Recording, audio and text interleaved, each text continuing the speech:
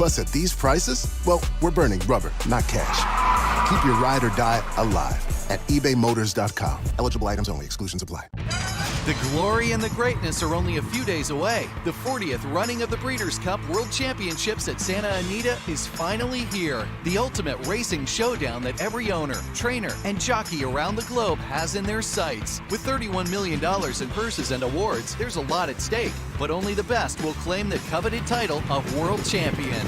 Coverage begins Friday, November 3rd on USA and continues Saturday, November 4th on USA and NBC. Visit breederscup.com to learn more.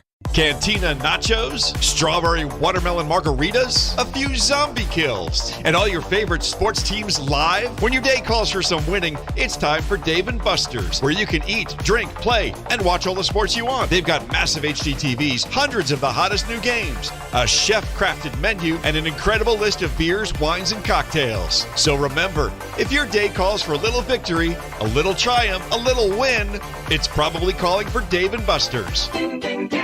KCUB Tucson, a Cumulus media station. We bring you the best coverage in Tucson of Jed Fish and the Arizona Wildcats football all year long. When you hear the Cats on the radio, you're listening to 1290. We are Wildcats Radio 1290. Live from the CNWT. From the what? Central Northwest Tucson. Duh. It's DK on the Sports Tip with your host, David Kelly. Radio. Just when I thought I was out, they drug me back in. Featuring J.W. Madden. Don't tell me about flip-flops, man. I'm a native. And Cricket getting you home with traffic and weather. Camp on Melt Lemon, not in the left lane on the freeway. Here we go! And now, a man who has not one, but three first names, David Scott Kelly. 2-ball, 2-strike count with 2 outs in the ninth. Walker digs in. Here's a pitch to him. And a high pop-up, foul territory, maybe a play. And, yeah, it's caught by low. And the Texas Rangers make it 2 straight here in Phoenix. They hang on for an 11-7 win over the Diamondbacks here tonight at Chase Field. And they now can win the World Series tomorrow night if they can beat the Diamondbacks and take 3 straight here. 10 straight road wins for the Texas Rangers. I still just cannot even fathom that they have won 10 games on the road in the postseason. We have reached what could be the final night of the Major League Baseball season if the Diamondbacks don't have any fight in them to stop this 10-game road winning streak by the kids from Arlington, Texas. This World Series is going to end in the desert tonight on the losing end for the good guys. Game number 5, the final home game regardless of the season for the Arizona Diamondbacks. One last chance to get the joint jumping because it has been nothing but Rangers highlights the last 2 nights. And they now have a commanding 3-1 lead in the World Series. If the Diamondbacks are going to do it, they're going to have to win 3 games in a row, starting with tonight. It's not impossible. It is not impossible to do this. Trust me, I saw it happen to my team, the Indians, just 7 years ago. Up 3-1 on the road. Lost game 5, went back home. You think, okay, still up 3-2, going back home. Game 6 and game 7 in our park with our people. And it didn't happen. Cubs won game 6 in a rout. And then won game 7 in extra innings. So it can be done, folks. It can be done. It has been done. I've actually been on the bad side of this twice. Being up 3-1 with home field advantage. My uncle played on the 1979 Baltimore Orioles, who had a 3-1 lead in Pittsburgh for Game 5, with Games 6 and Games 7 back at Memorial Stadium in Baltimore. It didn't happen. It didn't happen. The Pirates won Game 5, and then they went back to Baltimore, and they won Game 6, and they won Game 7. So there's plenty of opportunities to look at the past in Major League Baseball and understand that what is facing the Diamondbacks over the next 4 nights, there's an off day on Thursday, can be done. It can be done. It has been done, and it can be done again. It's not over until that final out goes against you. You know what's crazy, DK, is 17 is the overall record for consecutive road wins. In the playoffs? In history of baseball. Oh, in the history of baseball. 17 is the most anybody's ever won consecutively on the road, let alone 10 in the playoffs. Yeah.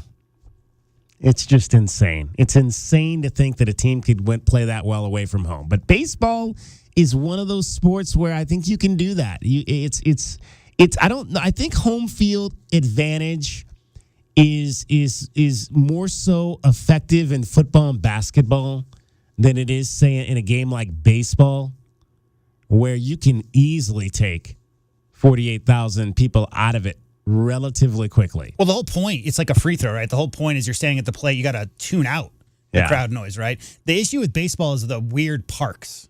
And I don't think it's as bad as it was, maybe in the 80s and 90s. But you got some of those parks that just had, the Monster, for instance. There's some measurables in baseball that are just different than your home park, might be a little more uncomfortable. But as far as crowd noise is concerned, it just doesn't factor in like it does in those other sports. By the way, that was the 1984 Detroit Tigers who started 17-0 on the road. Wow. On their way to 104 wins that year. All right, let's recap what happened Tuesday night in game number 4. Diamondbacks download. Baseball stuff! All right, this this bullpen night for the Diamondbacks got away from them very, very quickly. In fact, it got away from them in the second inning when the Rangers just would explode for 5 runs, and the big hit in that inning coming from one Marcus Semien. Semien behind here at a ball and 2 strikes with Tavares at second, Jankowski at first.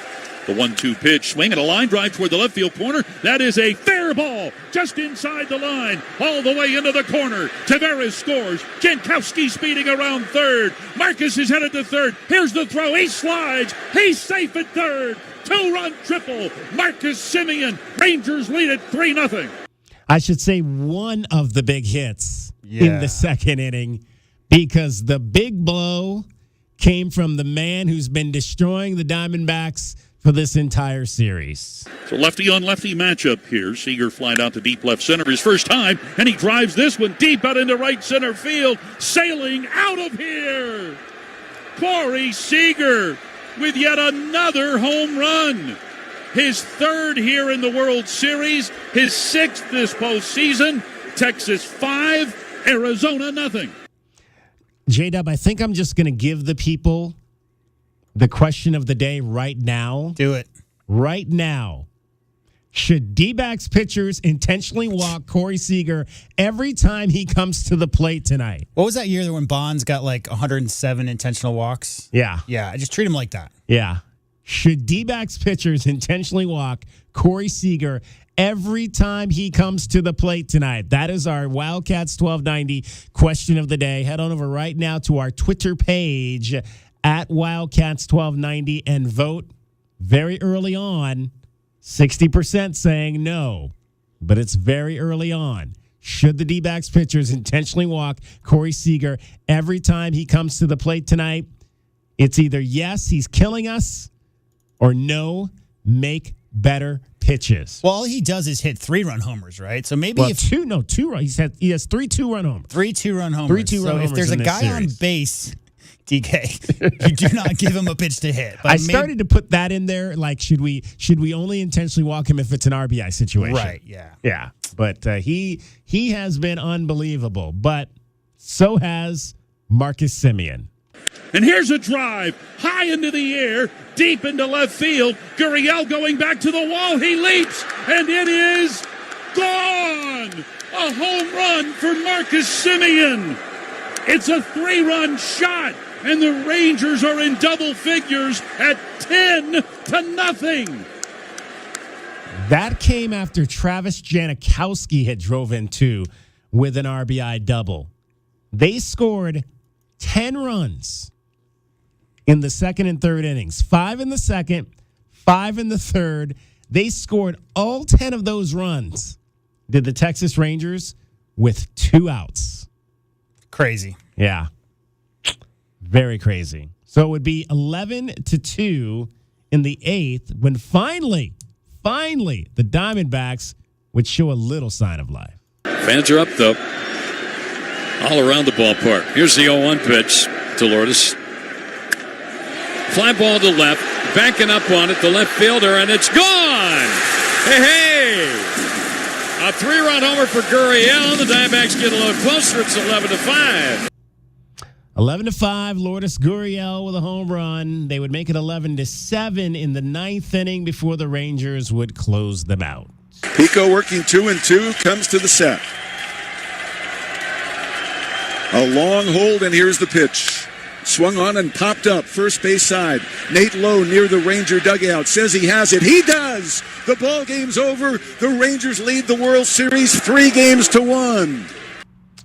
Game 5 will be tonight, 5:03 first pitch. Arizona is actually the favorite in this game. Checking your Desert Diamond Casino Sportsbook money line at -110. That's because the ace, or the guy we thought was the ace, the guy that was the ace for the entire season, Zach Gallen, is on the bump, but he has been anything but the ace in the postseason. He has allowed 6 home runs. As Zach Gallen, he has an ERA of 5.27, and he has not pitched well. That's not good. He has not pitched well. 13 walks in 27 and 1/3 innings for Zach Gallen. If the Diamondbacks ever needed their ace, they need him tonight against Nathan Eovaldi, who pitched in Game 1 of this series and won Game 1 of this series. He is 4-0 with a 352 earned run average. Again, first pitch coming up in a little less than 2 hours at Chase Field. We're going to talk today to Saul Bookman from PHNX. They do an outstanding job of covering sports throughout the state of Arizona. They've got an outlet down here in Tucson that focuses on the Wildcats. We had Anthony Gimino on from PHNX Wildcats earlier this season. And we'll talk to Saul. Saul is a U of A grad, so he knows a little bit about everything. We'll talk to him about the Diamondbacks, the Cardinals, the Suns, and the Wildcats. Coming up, Dan Bethel is going to join us. Dan Bethel is the volleyball coach over at Pima. The Aztecs open up region play tomorrow. We will talk about that, as well as PJ Brown will join us in the 4 o'clock hour.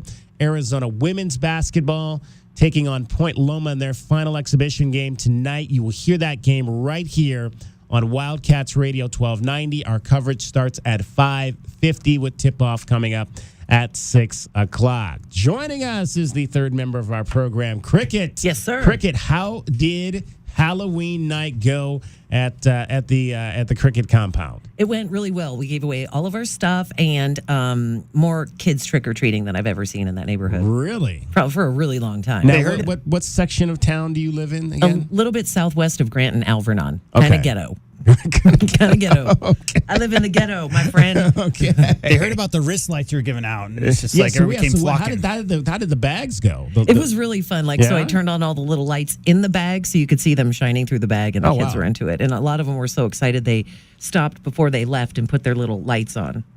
So I thought it was kind of cute. Nice. So cute. Nice. Yeah. And what was the candy in those bags again? Kind of a mix, like some Snickers, Butterfingers, Reese's, like Hershey's, Crackle, Mr. Goodbar. Oh, and I put those little bags of frosted animal cookies in there. Uh-huh. Those were really good frosted when I was a kid. Animal cookies. The pink and white ones? Yes. Yeah, with like the sprinkles on them. I remember those from 34 years ago when I was in elementary school. And they were good, right? Yeah, sure. So I figured the kids might like those. All right. There's nothing wrong with cookies. I mean, I was never a big candy person growing up. Like I didn't really eat. I was that weird kid that didn't eat a lot of candy growing up, but I would have eaten a cookies, so cookies would have been good. And I kind of just liked, I wasn't a chocolate. I didn't even really start eating chocolate, I think, until I got to like high school. So I would like eat like hard candy, like Lifesavers and those kind of things. So I would always look, but I would always give away my chocolate stuff. Like people could just have my bag and go through and take all the chocolot. So you had a lot of friends growing up. I did have a lot of friends when it came to Halloween because I didn't eat any of that stuff. So what was the other thing? Sweet tarts. Yeah, I used to love to get sweet tarts. Those are pretty on good. Halloween. Yeah, they kind of they got a kick to them because they are, like I said, they are sweet. But I was a big sweet tart. And do you remember Now-Laters? Did you eat Now-Laters back in the day? They chewy? Yeah. Oh, yeah. Yeah. Now-Laters was I do kind know. of a flavor, kind of a flavory, but chewy. I liked Now-Laters too, so I could do those. And I'm trying. And then I became a Jolly Rancher person. In fact, they had Jolly Rancher suckers Up there, did you see? here. Yeah, Oh, yeah. they did. I ate about 4 of those yesterday, those Jolly Ranchers. I don't think I'd ever had a Jolly Rancher sucker before. I'd never seen them in sucker form. It was cool. Until yesterday Huge. here, right. Yeah, so it was fun. It was fun. And, we talked, I don't know if we talked about with you, but only like the morning people got dressed up here yesterday at the station. I'd have thought more people would have dressed up for Halloween. Do they just not do that here? This Sometimes is my they first do. Halloween here. JW dressed up. Yeah, he did. He had his hat and his what was it? Your Palm Spring shirt. Yeah, my Yacht Rock shirt. I think before the building cleaned out, 4 years ago and prior, there was a lot more people in the building, I think, and now it's more of a skeleton crew. So I think it's like back then you would have a lot more people dressing up and just walking around the building, but now we just don't have a lot of people walking around the building anymore. Shannon was the only one that went full get up. Did you see Shannon's get up? Oh, of yesterday? course. Yeah, Yeah. Shannon had it going on there. She did an outstanding. I would, so if I'm giving out a winner, I would give Shannon the winner here. Did you give out a winner last night on your block? What was the best costume? I think the mom that dressed her boys up as waste management workers for Oh, nice. creativity. And she even made little rolling bins for them, Nice. so they're rolling their dumpsters, their treat bags along for creativity. That was the best. So I knew exactly who they were. Well, see, back about 2000, there were some kids in my neighborhood that were dressed up as waste management workers. Isn't that funny, the they were- fascination kids but have the with kid's that? name was Tony Soprano. Right, yeah. Oh, okay, gotcha. Oh, okay. One thing that stood out yesterday is you said you were looking forward to the scary clowns. So what was the head count? How many scary clowns were scary there? clowns. That's right. The only scary clowns I got to see yesterday were my 2 nieces. Oh, all right. They're not super scary. Now, do they live there or did they? No, they I live in the saw some neighborhood? photos, yeah. Oh, yes. So I got okay. to see photos. All right. Giving you every traffic report you ever imagined in the 20 minutes is on the fives every time. Here she is, Cricket. And from the O'Reilly Chevrolet Traffic Center, it's Wildcats Radio 1290 Traffic and Weather together. Collision first in Fort Lowell and First Avenue. Some busy traffic on eastbound Miracle Mile at Oracle, westbound Grant at Wilmot, Campbell and Grant, and also westbound Ajo Way at Mission.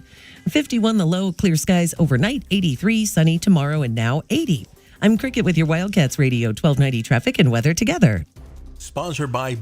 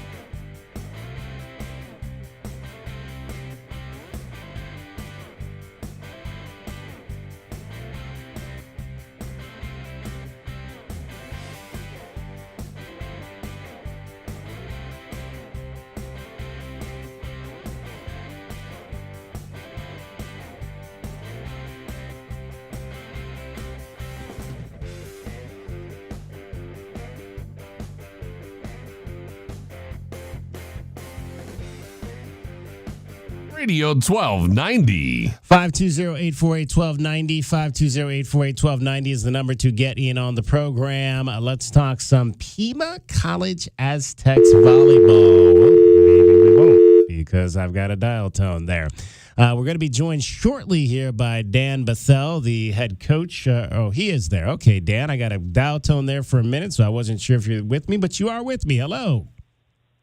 Hey, how's it going? Good. We got Dan Bethel, the volleyball coach over at Pima College. The ladies are the number 3 seed in the Region 1 Division 2 tournament, which gets underway tomorrow, and they will be on the road taking on Chandler Gilbert. And first of all, Dan, let's just kind of reset this season. You guys finished 12-16 overall, 8-8 in the conference. Just how did you assess the regular season for your club? Yeah, obviously we're excited to have done well enough to qualify for playoffs. I think, purposefully we schedule a lot of really tough matches at the beginning of our season that can tell us a lot about ourselves and, show us things that we need to get better at through the season. And I think while it certainly didn't pay off for us in terms of wins and the record, non-conference, I think it has paid off for us in experience and really knowing what it takes to play some really high-level volleyball. And that's transferred to, kind of where we are in the conference and certainly an opportunity to continue to play to get to the national tournament. Let's talk about some of the young ladies that have kind of starred for this team. Morgan Haynes out of Canyon Del Oro High School named Libero of the Year, a defensive specialist for you. What has been kind of the key for her this season to be able to garner an award like that? Man, she is just such a tough competitor. Our athletic director, Jim Monaco, a football coach, we were talking about her the other day, and he said that she reminds him of a Mike linebacker, just somebody that just goes in and does all kinds of, dirty work and hits hard and that sort of stuff. And obviously, our game is certainly a lot different than football, but, that's the mentality she brings to our team. Just some toughness and competitiveness, and her skills are really, really have developed in the last couple of years. Her ability to kind of see the game and make early reads and early decisions has really set herself apart from a lot of pretty good players in our conference. And so obviously we're thrilled that she was able to do that. And, she'll be the first one to tell you that it's she needs her teammates to be great, but she's really helped us be where we are as a group this year. Dan Bethel joining us, the head coach of the Pima Aztecs volleyball team. Ladies will be on the road for their Region 1 semifinal, Region 1 Division 2 semifinal against Chandler Gilbert on Thursday, with first serve coming up at 4 o'clock. Speaking of Canyon Del Oro High School, you had another young lady out of there. I remember Abby Watton watching her in high school and was always impressed with her as a hitter, and she was all conference this year for you. She was, I think originally a while ago, Abby's plan was to come here to Pima, but her first year she actually spent off at another school. Luckily, we were able to get her back this year, and she really just kind of jumped right in with this team. Not having a spring with us, being able to really train and develop kind of the relationships with her teammates that some of the other kids that were returning for us were able to do, can put you behind a little bit sometimes. But she did such a good job at trying to integrate herself with our team culture and her teammates, and certainly her play kind of speaks for itself. She's one of the better outside hitters in our conference, carries a really big load for us, and obviously we're super excited that the conference was able to recognize her for that achievement. Dan Bethel, the volleyball coach over at Pima Aztecs, joining us. And, you look at volleyball, or in particularly, Dan, junior college volleyball. Speak to how tough it is, I guess, for these girls to get opportunities at the Division I levels. We look at kind of some of the rosters that we see, and I never really see a lot of JC volleyball transfers. Is it difficult to get those types of opportunities for these girls at the Division I level? It takes a lot of work. Really, the stuff that you see on TV most of the time, although it's very different in the last couple of years with, the streaming and ESPN Plus and things where, it's not the one live featured game that's on all the time. But if you do look at kind of the Power 5 conferences in volleyball, there's a pretty big difference in the physicality of the players on those teams versus the majority of junior college teams. Kids in our conference are not touching 11 feet, and they're not all 6'4" and things like that. Although we have some unbelievable skill and certainly talent, and so it does translate to lower Division I and certainly Division II and those types of opportunities for our kids. And there's a lot of schools out there that play volleyball, and we've been lucky to be able to transfer a good number of our kids every year to not necessarily always Division I, but certainly to a school where they earn a scholarship and get continue to play. But it takes some marketing, and it takes sometimes just knowing the right people, and certainly sometimes just getting lucky. Being in the right place at the right time. But it's definitely can be challenging. What's the best thing that this team does?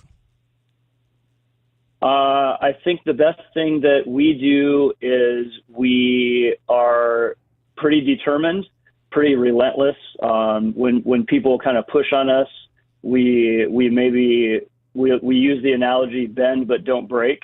Like I mentioned, teams that we play against are talented. They can do some things against us, but generally we don't let that affect the way that we respond, and hopefully eventually are able to kind of turn things in our favor a little bit. Dan Bethel joining us, Pima Aztecs volleyball coach. You guys got a huge win to end the season, Dan, over Glendale, a team that had really had your number. Yeah. What was exciting about the way the girls closed it out with that 5-set thriller to break that losing streak to the Gauchos? Yeah, man, that was such a fun night for us. Obviously, to do it against a really good opponent, and to do it in a situation where it had implications for us making it to playoffs, and then also on our sophomore night where we're celebrating our sophomore players. So obviously some high energy and excitement. But yeah, I don't think we necessarily got started on our best foot. But as I mentioned before, once we kind of got into the rhythm of the match, we got better every set, and we're able to, kind of resist some good offense from Glendale. They out-hit us on the match in terms of percentage and efficiency, but we were able to kind of resist that a little bit and certainly do enough to take care of it in the end. The fifth set was huge. We jumped out on them really early in the fifth set. I thought our serving was incredible. Just put a lot of pressure on them from the service line and got a really comfortable is not the right word to use, but got a big lead in the beginning of the fifth set, and we're able to close it out. You mentioned your sophomore night. You have 6 sophomores on this team. Jalen Ransom out of South Point, Sasha Ross from Canyon, Del Laurel is on this team. Morgan Haynes, we mentioned, from CDO, as well as Abby Watton from CDO, Michaela Wilson from Cienega, Christian Schaefer from Push Ridge Christian Academy. How would you define this group? I would use two words. One would be energy, and the other would be leadership. Most of them have played together for longer than they had been here at Pima in one way or another, whether it was high school or club. And they just have a really great chemistry with each other, and they just bring so much energy to practice and to our matches every single day. And then the second part of it is when this group was a group of freshmen last year, they really made a concerted effort to be better leaders to the younger players on their team. And I feel like they've really done an amazing job of stepping up into those leadership roles. And, it's not just one person that says, hey, follow me. It's all of those guys that are contributing in significant ways to our team. And give me a sense, you have a freshman setter out of Ironwood Ridge High School and Taylor Crawford. Give me a sense of how she's played this year and grown into that role for you. Yeah, man, Tay is a fun kid to coach, super energetic, really athletic kid.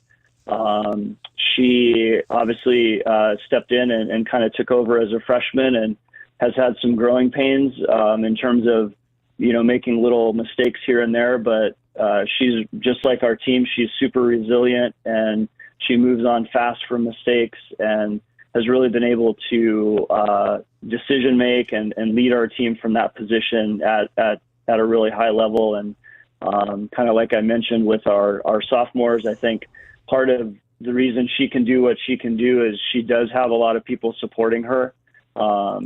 Both communication on the court and, stuff away from the court in terms of you have a rough practice or whatever, all of our girls are there to support her and support everyone.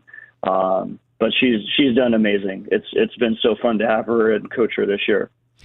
Scottsdale is the number 1 seed in Division II, Region 1. They must be really good if they finished undefeated in this league and beat all the Division I teams in the process. They are really efficient. They just don't make errors. So yeah, they're really good. They're number 2 in the country currently. I don't know why they're number 2. I think they should be number 1 personally, because they haven't lost to anyone. But that's the rankings and those things are a whole different conversation. But Scottsdale is a terrific team. They're well coached. They're always well disciplined. And this year they seem to be particularly efficient in terms of their attacking and their serving. So let's not get too far ahead of ourselves. But if you do win and have to face them in the final, how do you beat them? I think the first thing is we have to be more efficient ourselves. When we played them about a week and a half ago, we were able to get the first set off them. I felt like we had a really nice game plan and did a good job of executing that. But they just kind of wore us down in terms of kept pressure on us, and we just weren't able. We started making too many mistakes, unfortunately, especially in terms of attacking. And so I think we need to control that a little bit better. But I think we have a pretty good defensive and kind of a blocking scheme to help us a little bit against those guys. And so if we do get a chance, I have a lot of faith that we can, play harder and be even more disciplined than we were a couple of weeks ago. And obviously, Dan, I don't necessarily follow the whole landscape of junior college, but is there a player you have seen this year that we may see on the next level in Division I, potentially in the Pac-12? Or are there any kids out there that have played that well that'll have that opportunity? I think there's a couple of kids in our conference that could step up to that level. Unfortunately, a kid we have to play tomorrow night. There's a middle from Chandler Gilbert that's quite talented. She's about 6'4" and has a lot of range. She could definitely end up at I would be surprised if she did not end up at a Division I school, but certainly at a higher level, even a Power 5 type Division I. She's physical enough to be able to make it at that level, I think. I think the setter for Scottsdale is super talented. She is only a freshman, so I would imagine she wouldn't leave after this year, but sometimes that does happen.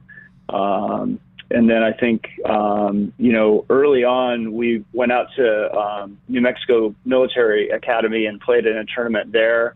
Some of the kids that we played against there, both at NIMI, and a couple kids from Arizona Western, who's in our conference. I think those types of kids could definitely end up at Division I level programs. Dan, best of luck in this match coming up on Thursday. And if you win, it's on to the finals on Saturday. Yes, sir. I appreciate it, David. Dan Bethel, he is the volleyball coach over at Pima College, Aztecs, and Chandler Gilbert on Thursday. First serve coming up in the Valley at 4 p.m. Let's get you traffic every 20 minutes on the fives, heading home today with cricket. From the O'Reilly Chevrolet Traffic Center, it's Wildcats Radio 1290 traffic and weather together. We see some slowdowns on and off through the afternoon at Ahaway and Mission. Also expect some slowing for traffic westbound Grant Road at Wilmot. And more busy travel for travel on eastbound Miracle Mile at Oracle. Reported crash at First Avenue in Fort Lowell. 51 the low and clear skies tonight. 83 sunny tomorrow and 80 now. I'm Cricket with your Wildcats Radio 1290 traffic and weather together. This report is...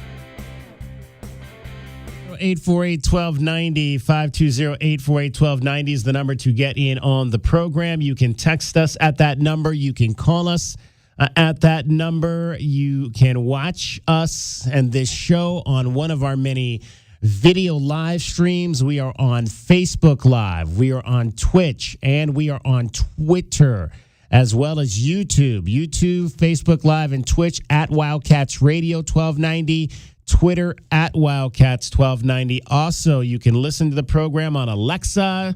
Say, Alexa, put on Wildcats 1290. She'll flip us on for you. You can listen there on your Alexa box at home, also at our website, wildcatsradio1290.com, as well as on the iHeartRadio app. Lots of places you can catch this program. Lots to get to on this program. We're going to talk some Arizona women's basketball. The Wildcats take on Point Loma at 6 o'clock tonight. Our coverage will be right here on Wildcats 1290. It'll start at 5:50. We're going to hear momentarily here from Adia Barnes on some of the roster issues that she is dealing with. Suns played the Spurs last night. What an exciting game that was. Kevin Durant versus Victor Wembanyama. We're going to get into that. Also, if you caught the tail end of our show last night, we got a statement from Comcast Xfinity about the Suns TV situation here in Tucson. We'll reset that for you. We've gotten an additional statement since then. We've also communicated with Arizona Family Sports up in the Phoenix area. They're the ones that are kind of running this whole thing. They sent us a statement on where they are with trying to get these games. It's not just Comcast. None of the satellite folks have the Suns games down here in Southern Arizona right now. If you've got DirecTV, if you've got Dish Network, you don't have those games right now. The only people that have these games right now are Cox Cable, if you got the antenna, or if you have Fubo. I don't even know what Fubo is. What is Fubo, JW? You know what Fubo is? It's a place to watch sports. Okay. While we're talking about the Suns, DK, I have corrections and retractions from the other day. Okay. We were mentioning the new court designs they're going to use for the upcoming in-season tournament, which starts tomorrow. And you showed all the court designs on the stream, right? And we looked at the Suns, and you saw there was teal in the middle. And I was saying maybe that was a throwback to some jersey way back when. It turns out we were both wrong, or I was wrong. It's actually related to the 2022 jerseys that they released, the City Edition. The City Editions, right. Okay. So the City Edition jerseys for the Suns released in 2022 are to honor the 32 indigenous communities around the state of Arizona. So that's where the teal comes from. There you go. That's right. And that we did mention that a lot of the courts seem to be going along that city. Yes. That city version, Rich City, and so forth. Right. Yeah. That a lot of the teams do with those special jerseys. I had forgotten that they had done that last year, and that there was a teal element in there. So good. Did somebody send us that information? Can we shout them out or no? I saw afterwards, and I went home curious. I went home and I was like, I remember some kind of teal color in Suns, but no, it was because of the 2022 jerseys that they released to honor the indigenous tribes. All right. 520-848-1290, 520-848-1290. Also, yesterday we talked about Kerr Kriisa in his situation. He is suspended for the first 9 games of the NCAA men's basketball season. He now plays at West Virginia. U of A released a statement on that. We'll get into that as well coming up in the next hour. But right now we want to hear from the head women's basketball coach of your Arizona Wildcats, Adia Barnes, who is dealing with roster issues, and she'll detail here for you exactly what she's dealing with going into this second exhibition game here tonight. Good. Just excited for season to be starting.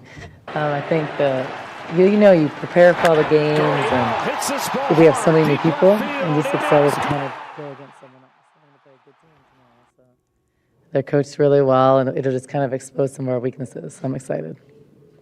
Obviously, you mentioned that you're going to have to treat practice differently with the limited number of players. How has that gone through the first? Well, it hasn't gone great so far, but limiting and having less loads has gone well. Managing the players has gone well. It's just we just have some little nagging injuries.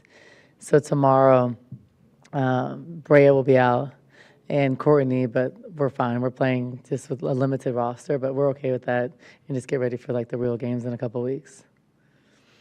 So. What have you seen from your freshmen so far?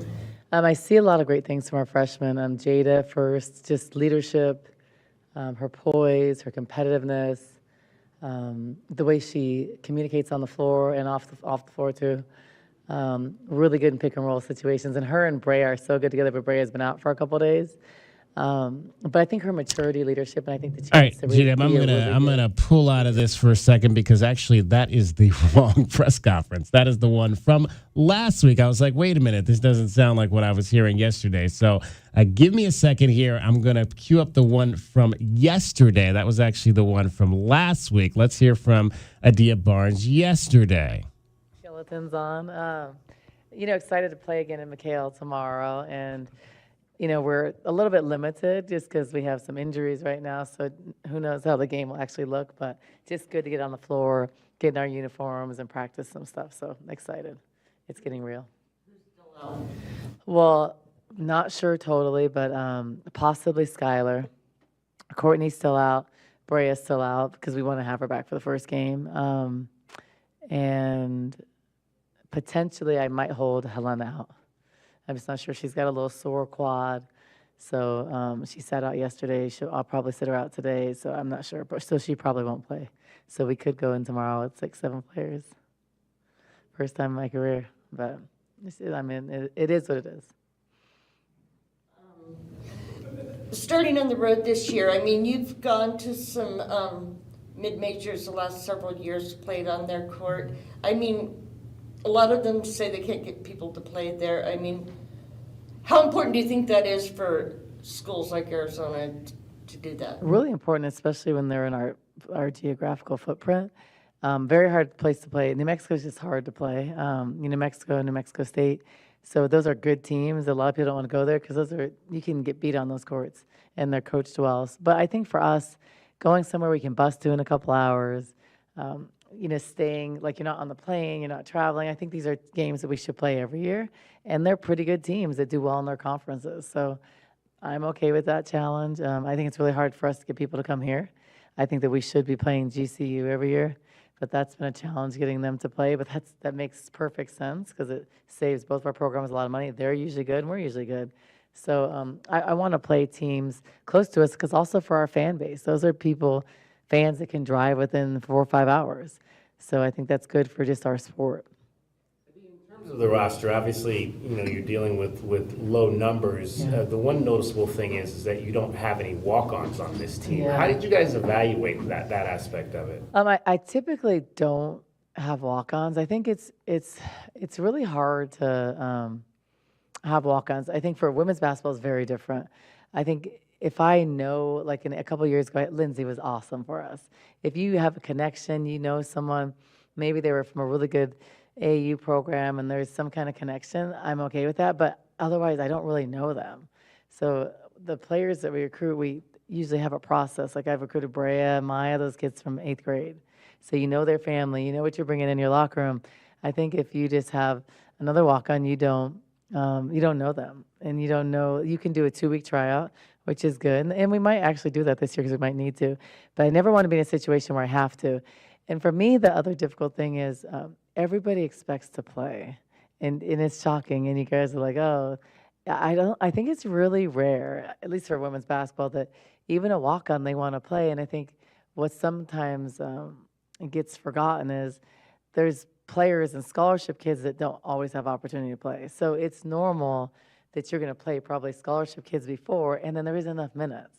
So I remember a couple of years ago with some walk-ons, the expectation was to play. And, we weren't playing some of the scholarship kids that would have the opportunity to play first.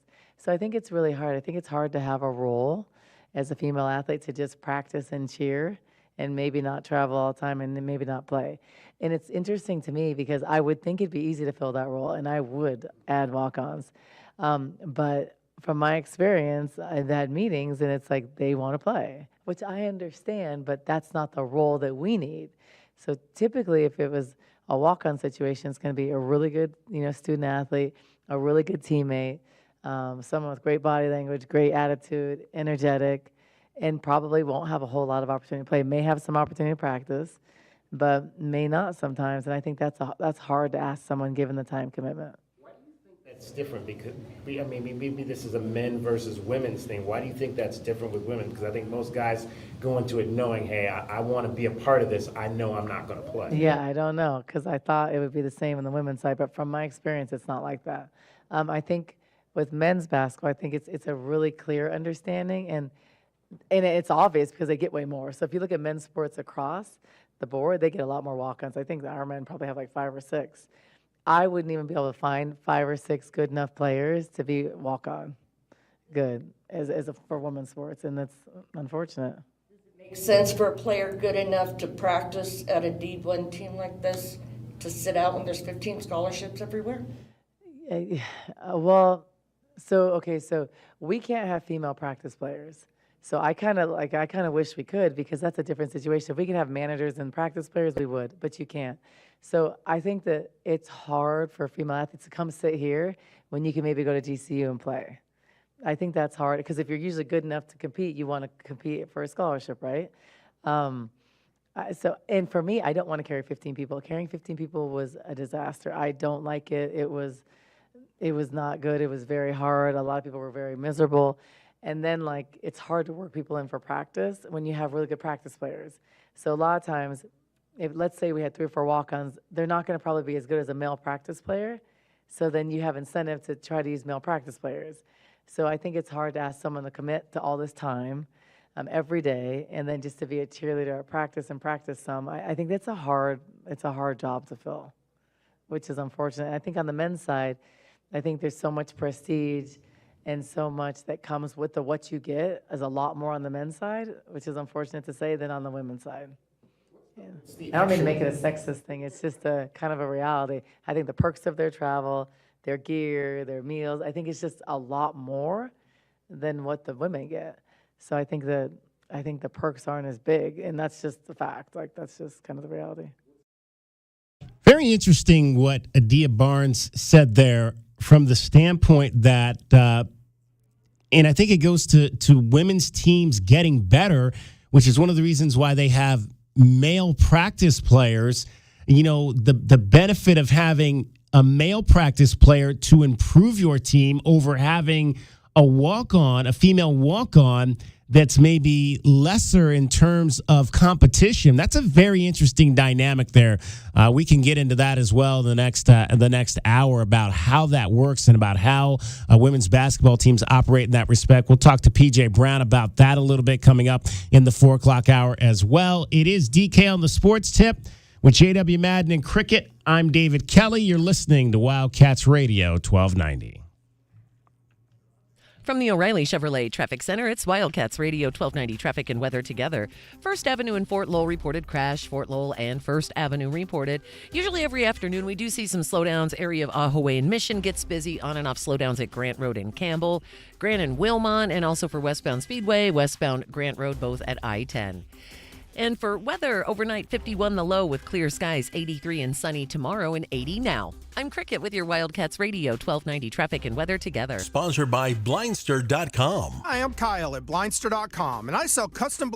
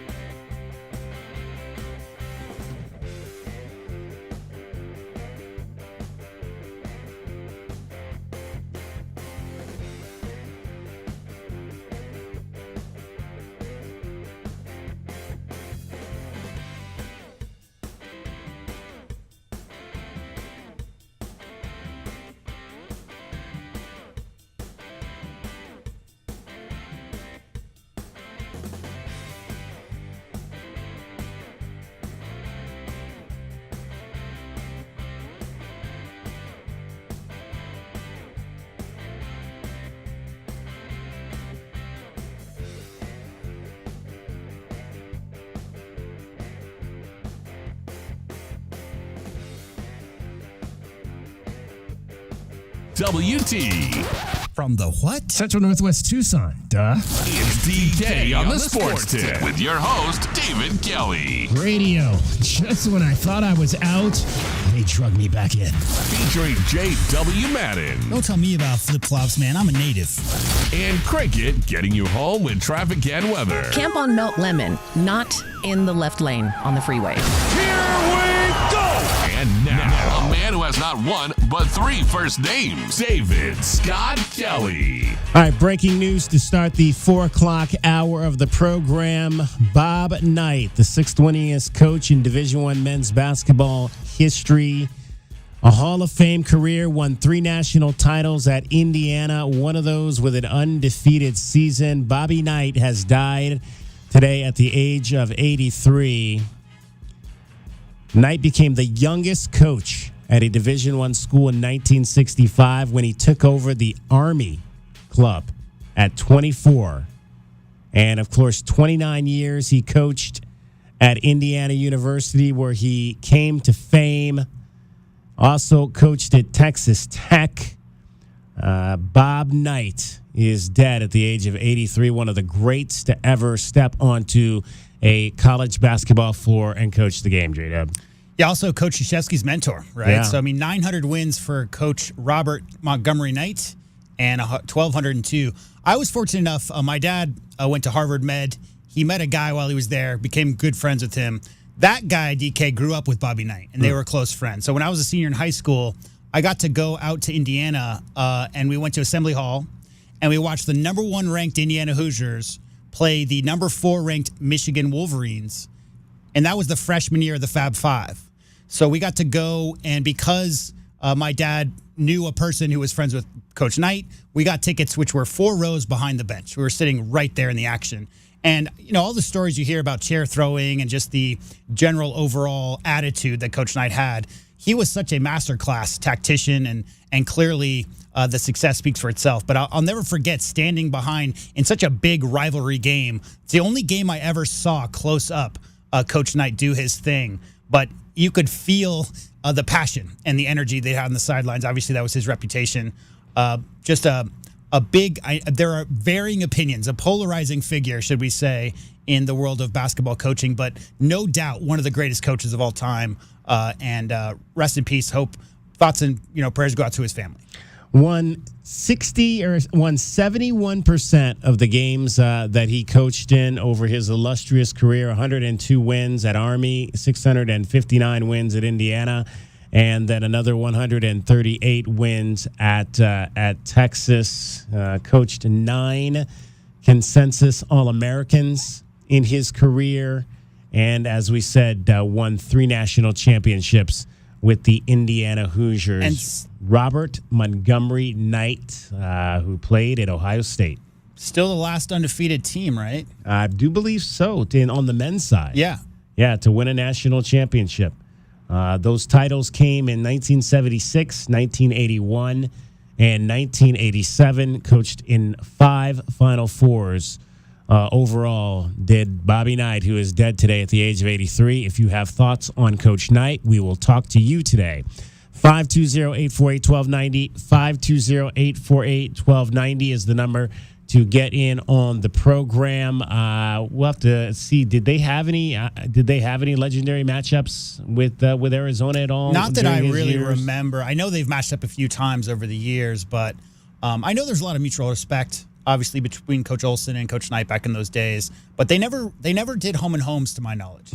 Just turned 83. In fact, a few days ago on October the 25th. Bobby Knight gone at the age of 83 today. All right, I want to go back to what Adia Barnes said, and I want to replay this so you can hear it once again, talking about Real quick. Yes. The only time they've ever played was in 2022. The two schools. That was in Las Vegas. Exactly. That's right. So that was the first. Yeah, that was first ever meeting. Only one game between the two programs. Yep. And Arizona won that one. All right, let's hear from Adia Barnes again. I want to go back to what she said here about practice players for women's basketball versus walk-ons and the dynamic of that. Here was Adia. So we can't have female practice players.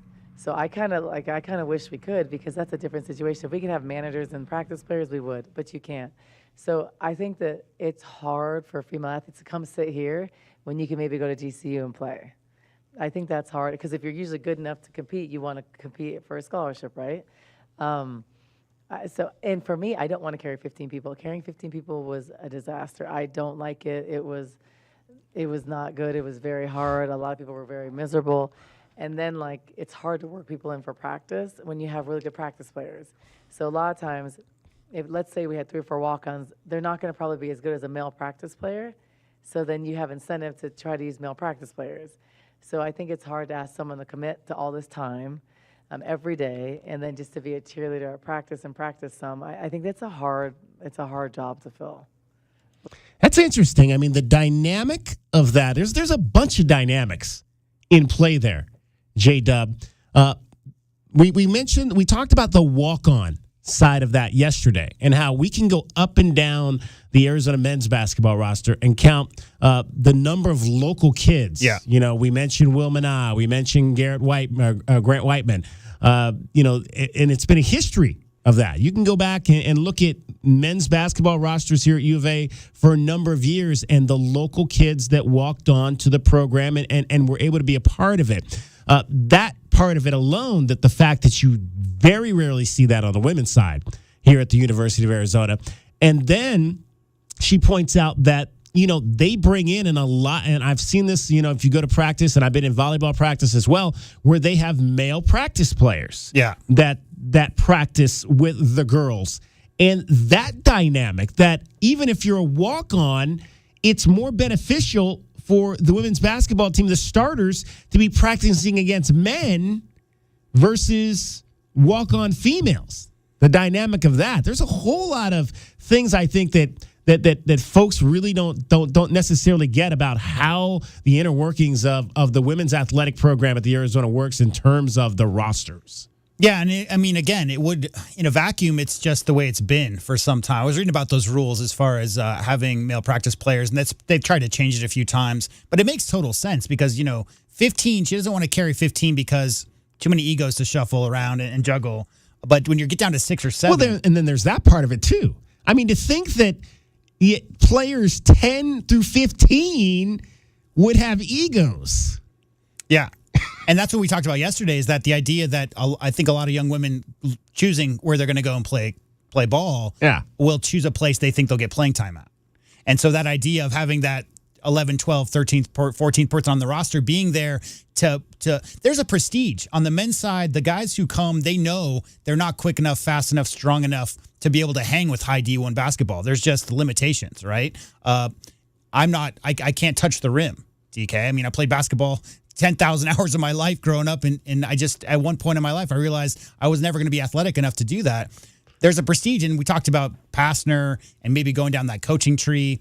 But when it comes to, and again, I'm by no means an expert on this subject, but if you're having a struggle to get young women to come and play at the University of Arizona who maybe already know they're small McDonald's All-Americans ahead of them, that their position is covered for the next few years, that there's likely little to no chance outside of garbage time that they're going to get into games, but still making that choice, because you could go to another Division I school, lower level school, or maybe a D2 school, whatever, and get a lot of playing time, put up big numbers. If that's what you want to do, that's the choice. But why people don't want to come to this program after seeing, how much success they've had recently in these last 4 or 5 years, and wanting to help prepare those players, running the scout teams and stuff like that. Yeah, I mean, it's very interesting. I understand the dynamic that Adia Barnes is talking about 15 players, and that's an issue for her. But now you're in this conundrum where you have a roster of 11, you lose a player for the season before the season even starts, and now you've got 4 injuries just since practice started, and now all of a sudden you're looking at going out there Monday at New Mexico State potentially with only 6 players, 1 person off the bench. And I mentioned yesterday, and then you got in 3 weeks or 2 weeks, You got to go to the Bahamas and play 3 days in a row? Yeah, that's potentially with 6 players? That's an issue. I mean, I think I would rather have 15 players and some unhappy people versus having to go into a game with just 6 ladies. It's just two extremes. I mean, you talk about the 15-person roster when those ladies all want to get time, right? And that would be the only situation where it would be tough to juggle is if everybody thought that they should be playing. Yeah. Right? The other alternative to that is 6 or 7 in a 3-day tournament, DK. 3 games in 3 days with that limited roster. That's going to be a lot of tired feet. I mean, I'm afraid for 6 players tonight. Yeah, against Point Loma. Yeah.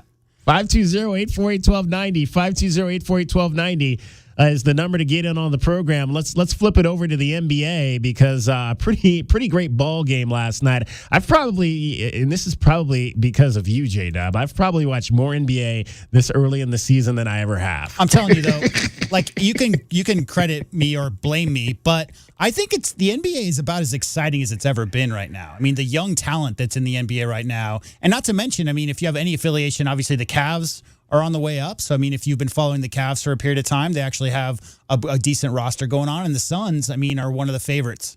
So there's a lot of affiliation with you, DK, in the NBA. To me, I remember the period of the late 90s, early 2000s where so many high school players would come in with no fundamentals and the games were so ugly. And there just wasn't a lot of a crisp ball movement, a lot of ISO ball. It just wasn't fun to watch. Not to mention you had those the Knicks and the Cavs teams and the Miami Heat teams that just played that kind of defense where they're averaging 82 points a game. Not really crisp, fun basketball to watch. Nowadays, though, DK, it's almost gone the opposite way to a detriment where they've given all the advantages to the offensive players. So you got to look at a guy like Giannis, he averages 14 free throws a game, but that's because they've opened it up. If he jumps into a guy, they call a foul. But I think there's a lot of good reasons to watch the NBA right now, so good for you.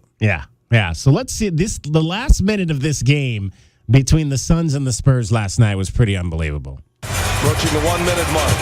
You're going to have to run a body at Durant.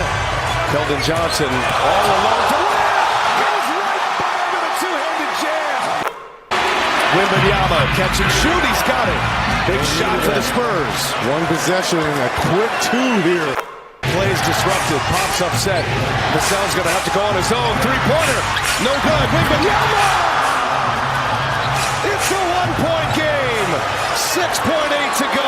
You might want to call a timeout to advance it. Johnson takes it from him. Johnson hangs. Yes! And the Spurs have the lead. What did I just witness here? They go for the steal. Look at the length on the ball by Wembanyama against Grayson Allen. 8-foot wingspan, 7'3". Allen will trigger it in. 1.2 to go. The catch, the shot, no good! And the Spurs win on the road for the first time this year. Wow. What a comeback! He had a good look. Oh, he did. Kevin had a good look, but he could not knock it down. Little disappointed he got ripped so easily there on the opposite end of the floor. But it's funny. It's like Reggie said, "What am I witnessing?" Yeah. I think I jumped off my bed and I was yelling, and my wife is like, Not so loud, because it was a little bit late, and you don't want people to be like, "What is going on in there?" Right? It was like, I was like, "Oh my God, what just happened here?" Yeah, that was a tough loss for the Suns, and it looked like it was a game that was in control, right? I mean, I think they had a 10-point lead for much of that fourth quarter. It was just down that stretch, and it wasn't. Again, we talked a lot about KD getting double and triple teams with the other superstars out of the lineup. He still was dealing there in the fourth quarter. It was just the Spurs making some timely plays. And, there's an interesting stat going around where Victor Wembanyama, number 1 pick from this last year's draft, in case you guys have been living under a rock, he's been averaging about 7 points through 3 quarters and then 8-9 points in the fourth quarter alone. So there's some in his efficiencies, like 30% through the first 3 quarters, 80% in the fourth quarter. He's been closing quite well. And that just points to a guy who's, winning time and crunch time and all those clutch moments, as we always talk about. When a young player at that age, I think he's 19 years old, steps into a role as being a guy they're trying to stop and still makes game-winning, game-affecting type plays in the last minute. I think he had 4 of the final 6 points for the Spurs there in that comeback. All right, let's hear from KD on being stripped late in the game. So it's a lot of stuff that's involved in the game that can turn for you. So it's a tough one, toughest one, tough one. Curious there, obviously you had the ball and coach said, hey, he got fouled on that. Just maybe take it through your end on that. Oh, man, I still got to hold on to the ball. Just got to hold on to it. I'm expecting them to trap, but, like, man, that's out of my control, and I'm trying to, make the play. It just happened so fast. But should have held on to it. One of 5 turnovers in the ball game for Kevin Durant. He had 26 points to go along with 7 assists. Victor Wembanyama in his first square-off against Kevin Durant, 18 points, 8 rebounds, 4 blocked shots for the youngster in the ball game. And he talked about just having a chance to play against Kevin Durant in the first matchup of his career. What did you learn about yourself and your game just going up against Kevin Durant and having that experience? I learned that I'm far from mastering the game as much as him. I know because I try to do some stuff like him, but I think I'm maybe not patient enough.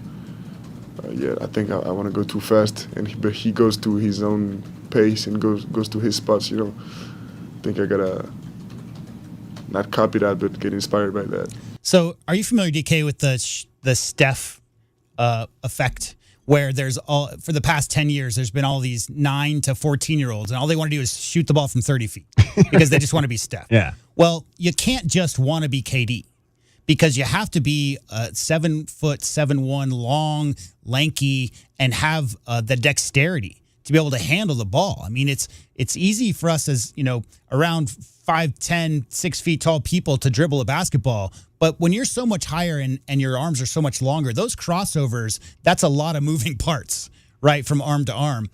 Kevin Durant is the only person that you can even point to as a comp for a guy who's that kind of stature that wants to play on the perimeter. And so clearly Victor Wembanyama, reportedly he didn't watch a lot of NBA games. He couldn't get a lot of NBA games live, but what he has watched is endless YouTube highlights, and Kevin Durant clearly is one of his idols because his style of play is so similar.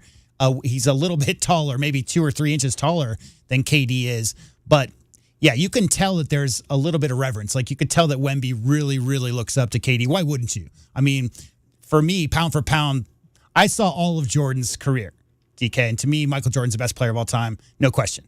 But Kevin Durant, as far as efficiency of scoring goes, because he's so tall and he's got such a length on his release and he's got a high point on his jump shot, Kevin Durant might be the most unstoppable offensive force I've ever seen. All right, let's get to a break. We got to get you traffic as well. We'll talk to Saul Bookman about that and a whole lot more coming up. U of A grad with PHNX up in Phoenix, getting you home every 20 minutes on the 5s with your traffic and your weather. Here's Cricket.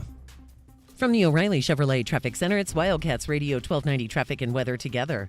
With collisions reported flowing wells near Roger Road on flowing wells near Roger, La Cholla and Star Pass on La Cholla south of Star Pass, and also Cortero east of I-10. Expect some busy traffic on westbound Ajo Way at Mission. 51 the low and clear skies, 83 sunny tomorrow, and now 80. I'm Cricket with your Wildcats Radio 1290 Traffic and Weather together. This report is sponsored by Taco Bell. OMG, hot and crisp nacho fries are back, and there's even more fries to love now at Taco Bell. But it's now or never. Yeah, these fries covered in bold Mexican spices with nacho cheese sauce are only here for a limited time at participating U.S. Taco Bell locations for a limited time only, while supplies last. Saturdays are made for football, and when the game is on, we're finally off. Off duty, offline, out of office. A cracked Coors Light is our do not disturb message to the world. On game day, we don't think about the 9 to 5, but worry about the 4th and 1. So this Saturday, grab a Coors Light, press play on some pigskin, and pause on everything else. Coors Light, mountain cold refreshment, made to chill. 2021 Coors Brewing Company, Golden, Colorado. Celebrate responsibly. Join David Kelly for Bear Down Fridays at Illegal Pete's this Friday from 3 p.m. till 6 p.m. as we get ready for the Wildcats to take on UCLA at Arizona Stadium this Saturday. Sponsored by Corona, official corporate sponsor of Arizona Athletics. Go Cats! So I have been in the operating room most of my career watching people have orthopedics.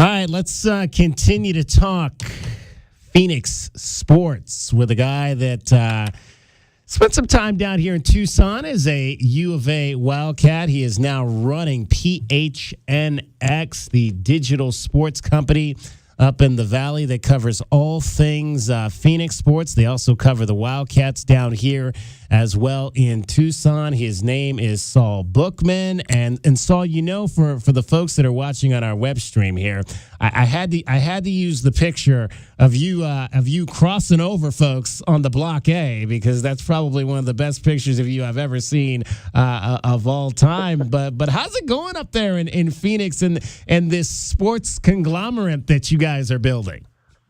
Oh man, it's great. I miss Tucson.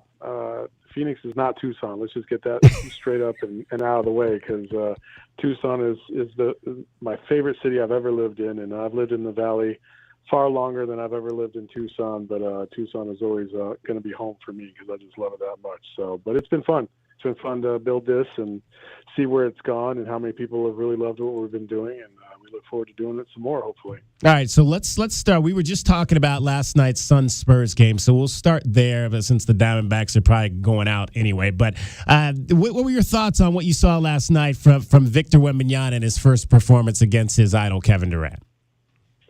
It was a shaky start. KD got him a couple times, and it was kind of fun to watch him match up against KD from the jump. But as the game went along, you can see, he's 19 years old. None of us had it figured out at 19, and I thought he did a pretty solid job of coming up clutch when his team needed it most. The Suns, to their discredit, are the ones that ultimately lost this game. I mean, they stopped playing defense, they stopped hitting shots, and when the Spurs went in zone, everything kind of fell apart in that last 5 minutes, especially in the last two. So a lot of things that the Suns could clean up. They're clearly the better team, and I don't think anybody would ever argue that they weren't. But sometimes you get caught on a night like this, and teams in the NBA always find a way to make you pay, especially when they're playing against the premier teams in the league, and the Suns are definitely that. Should we? I mean, obviously it's early, but are we concerned at all about the length of the injuries with Book and Bradley Beal? No, it's just, this is all precautionary. You need them for game 4 of the playoffs, not game 4 of the regular season, man. You know what I mean? So it's one of those things where Bradley Beal's had a history of this back injury. The Suns knew it when they traded for him, and they are taking every measure possible to make sure that he is fully 100% ready to go. And if they can avoid re-injury, great. That's the prognosis. That's the hope. But for Book, I actually think Book will come back a lot sooner than people think. It could even be tomorrow. So I don't think either injury is to be feared for a long period of time. Saul Bookman from PHNX is joining us, Arizona Wildcat grad, and obviously we've got the World Series coming up, Game 5 tonight, getting underway in about a half an hour. Diamondbacks trying to hang on and push this series back to Dallas, Texas. I was telling people, hey, it's been done before. I've seen it happen twice. The two teams that I followed, my uncle was on the '79 Orioles, who blew a 3-1 lead going home, and of course I'm from Cleveland, and the Indians blew a 3-1 lead going home in 2016. So, what's the sense of the fandom there right now about whether or not this team can get 3 in a row done? Well, I think everybody's kind of fearing the worst,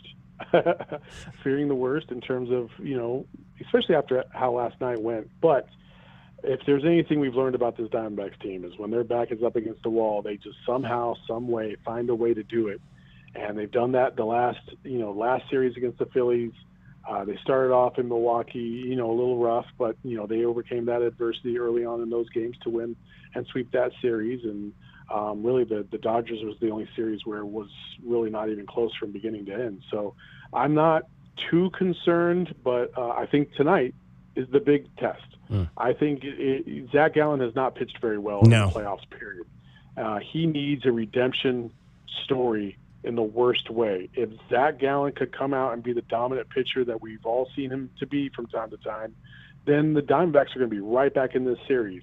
If he's not, and things are kind of maybe it's a tie game going into the later innings, then I think the Rangers will probably find a way to end this thing and take home their first World Series title. But I really do believe that if Zach Gallen could come out and just dominate the way we know he can, I think all the pressure goes back to Texas when they go back to Texas, and the Diamondbacks can certainly win 2 on the road in Texas, just like they won 2 on the road in Philly.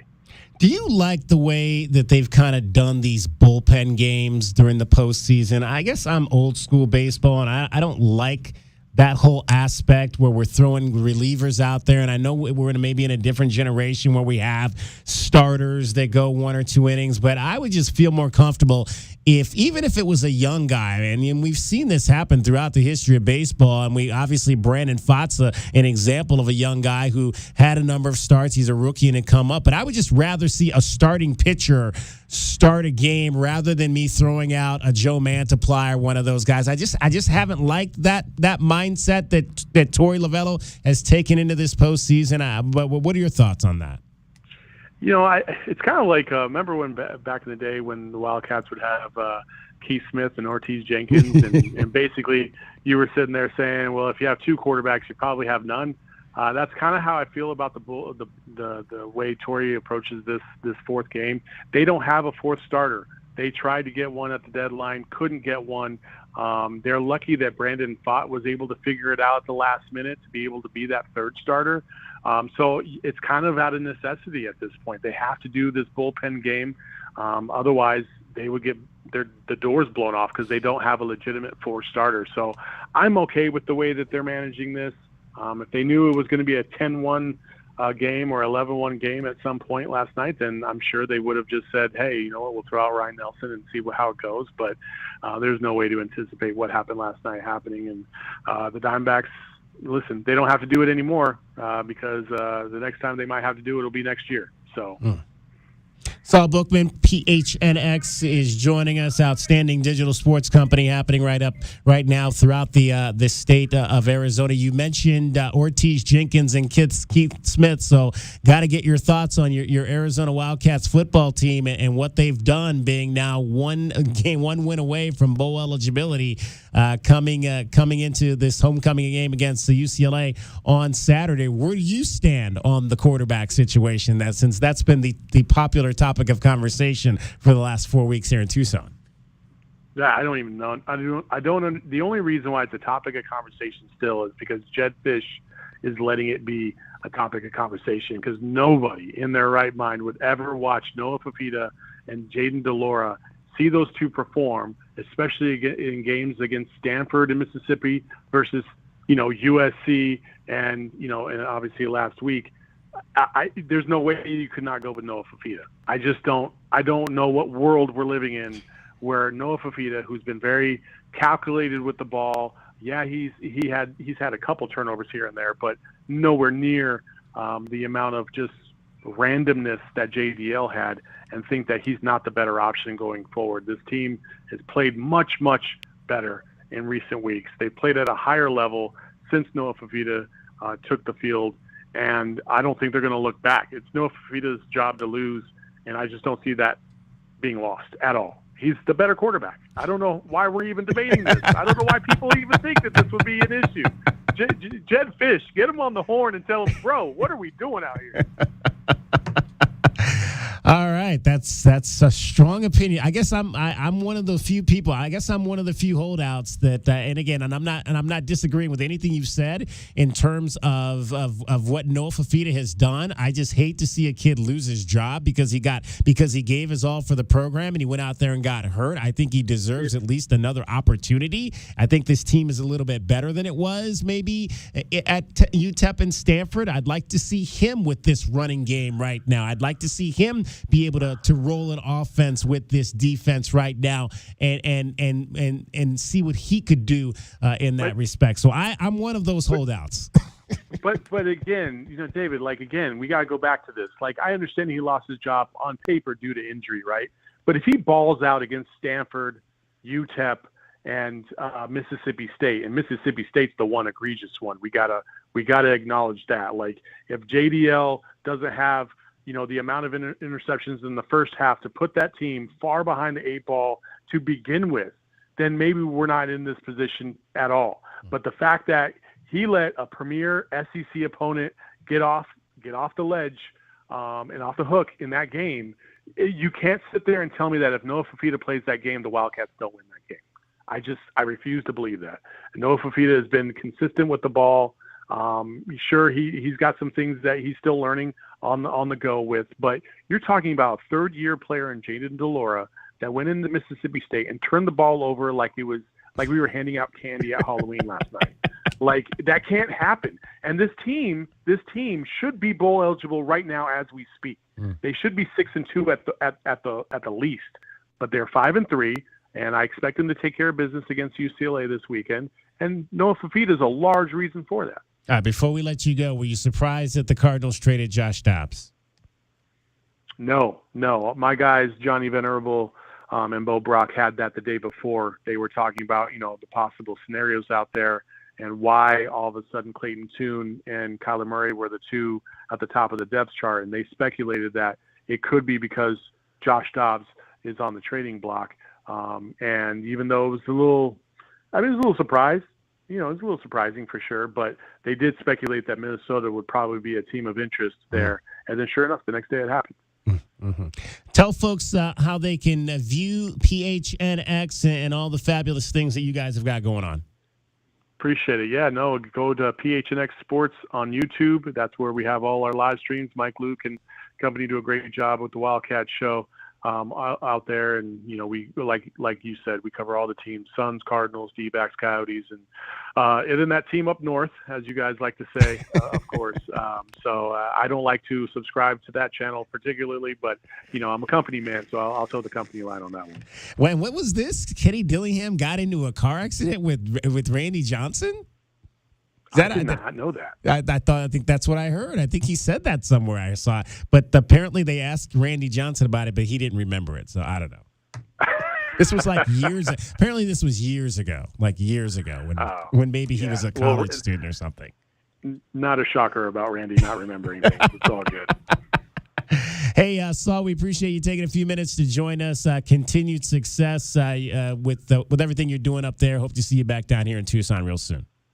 Likewise, DK. Take care, brother. Saul Bookman, PHNX, digital sports, radio, media, video, mostly video. I say radio. That's not correct. Video, YouTube. They got a great YouTube platform, doing fabulous things up there, covering and talking all things Arizona sports. Let's get you home every 20 minutes on the fives with your traffic and your weather. Here's Cricket. From the O'Reilly Chevrolet Traffic Center, it's Wildcats Radio 1290 traffic and weather together.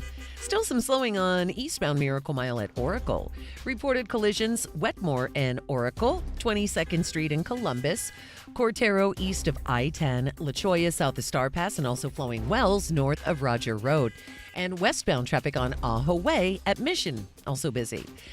And we've got overnight lows at 51, clear skies, 83, sunny tomorrow, and also 80 now. I'm Cricket with your Wildcats Radio 1290 traffic and weather together. This report is sponsored by Wendy's. When you think of Wendy's Biggie Bag, think your go-to meal deal. Because with your choice of JBC or crispy chicken sandwich, plus 4-piece nugs, junior fries, and a small soft drink, Biggie hits every time. So grab a Wendy's Biggie Bag today. U.S. price of participation may vary. Third-party delivery pricing may be higher. Hey Wildcats, it's homecoming week in Tucson. Join us for all the action Saturday as your Wildcats take on the UCLA Bruins. Make sure to wear white because we are going to white out Arizona Stadium. We will also recognize some Wildcat legends, so make sure to come out and see some of the best to ever wear the Wildcat uniform. Get your tickets today by calling the ticket office at 520-621-CATS or by visiting ArizonaWildcats.com/FB. And bear down. The new Blue Whale Car Wash, formerly Octopus Car Wash, is now open. Blue Whale Car Wash is locally owned and operated and offers many ways for you to save.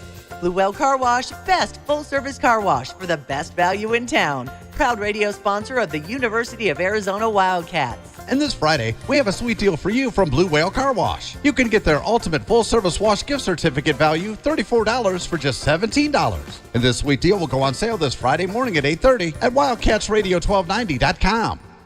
Live Mixed Martial Arts is back.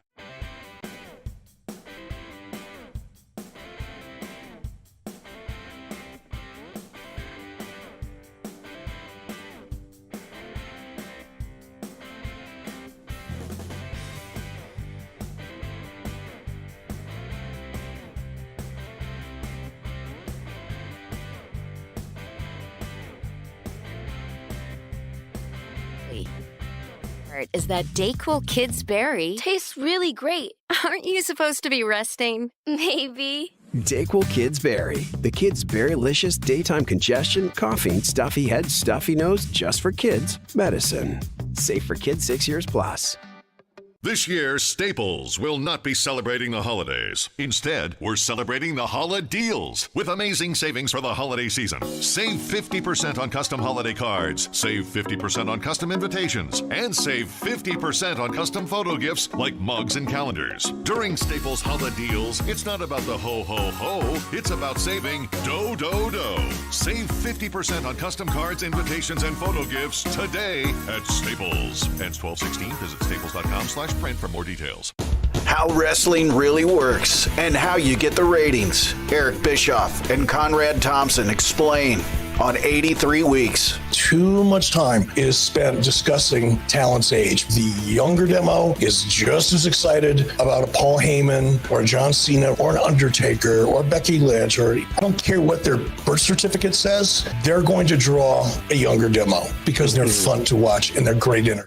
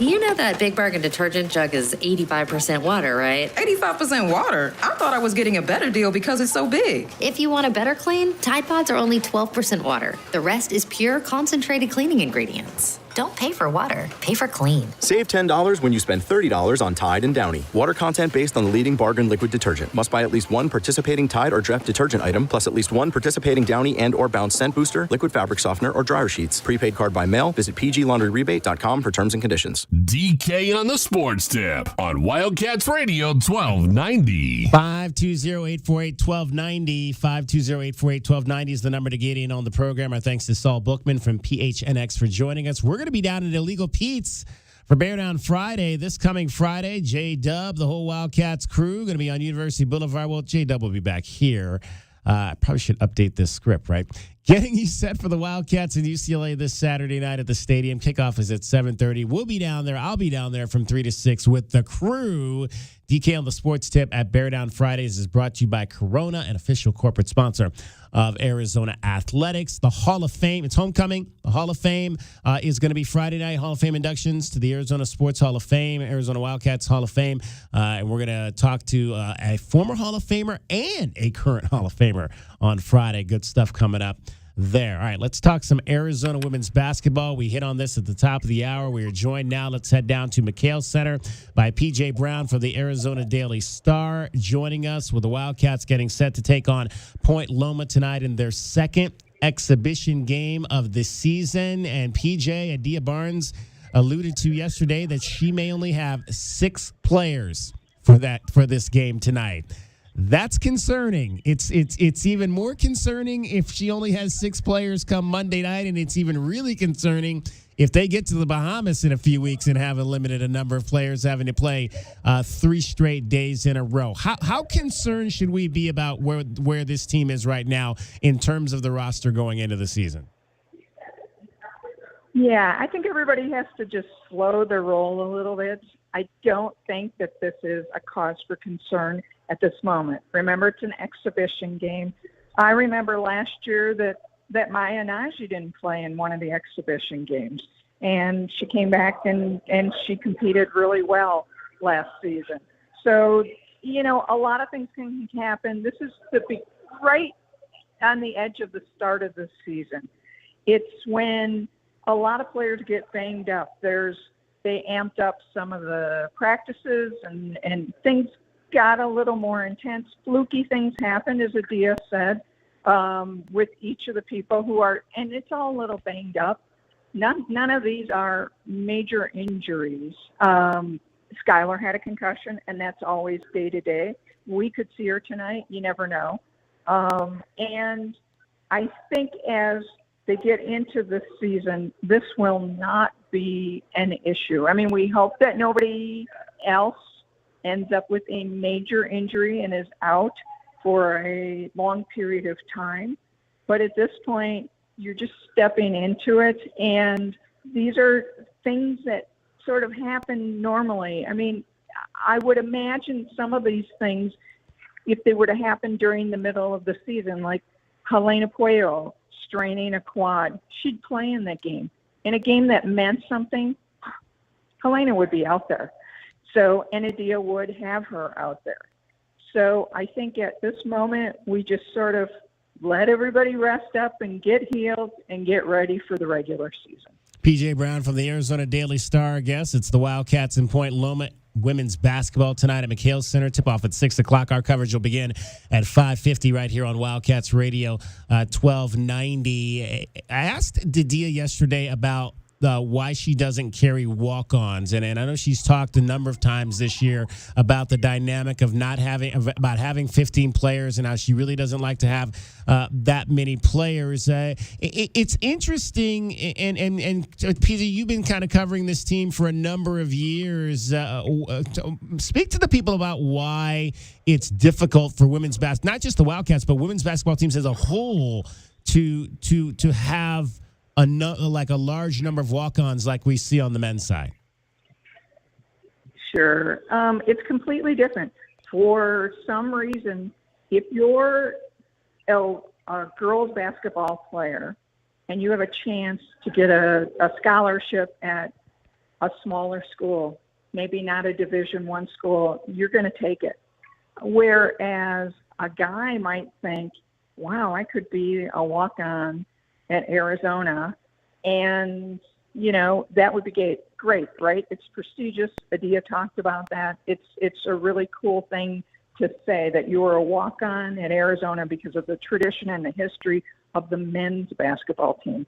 The other thing about girls, a lot of girls stop playing sports early on. So whether it's by the time they hit 10 or 11 or 12, they just give up on sports for whatever reason it is. Or maybe they play through high school and then they decide, I don't want to play in college. So there seem to be like a smaller pool of players to pick from to select. And so really anybody, unless there's an exception, most of the population of students at Arizona, if you look at that, or you look at UCLA, or if you look at Colorado, most of the population of the students for young women aren't at the level where they could play college basketball. And so what happens is then they come on and they walk on.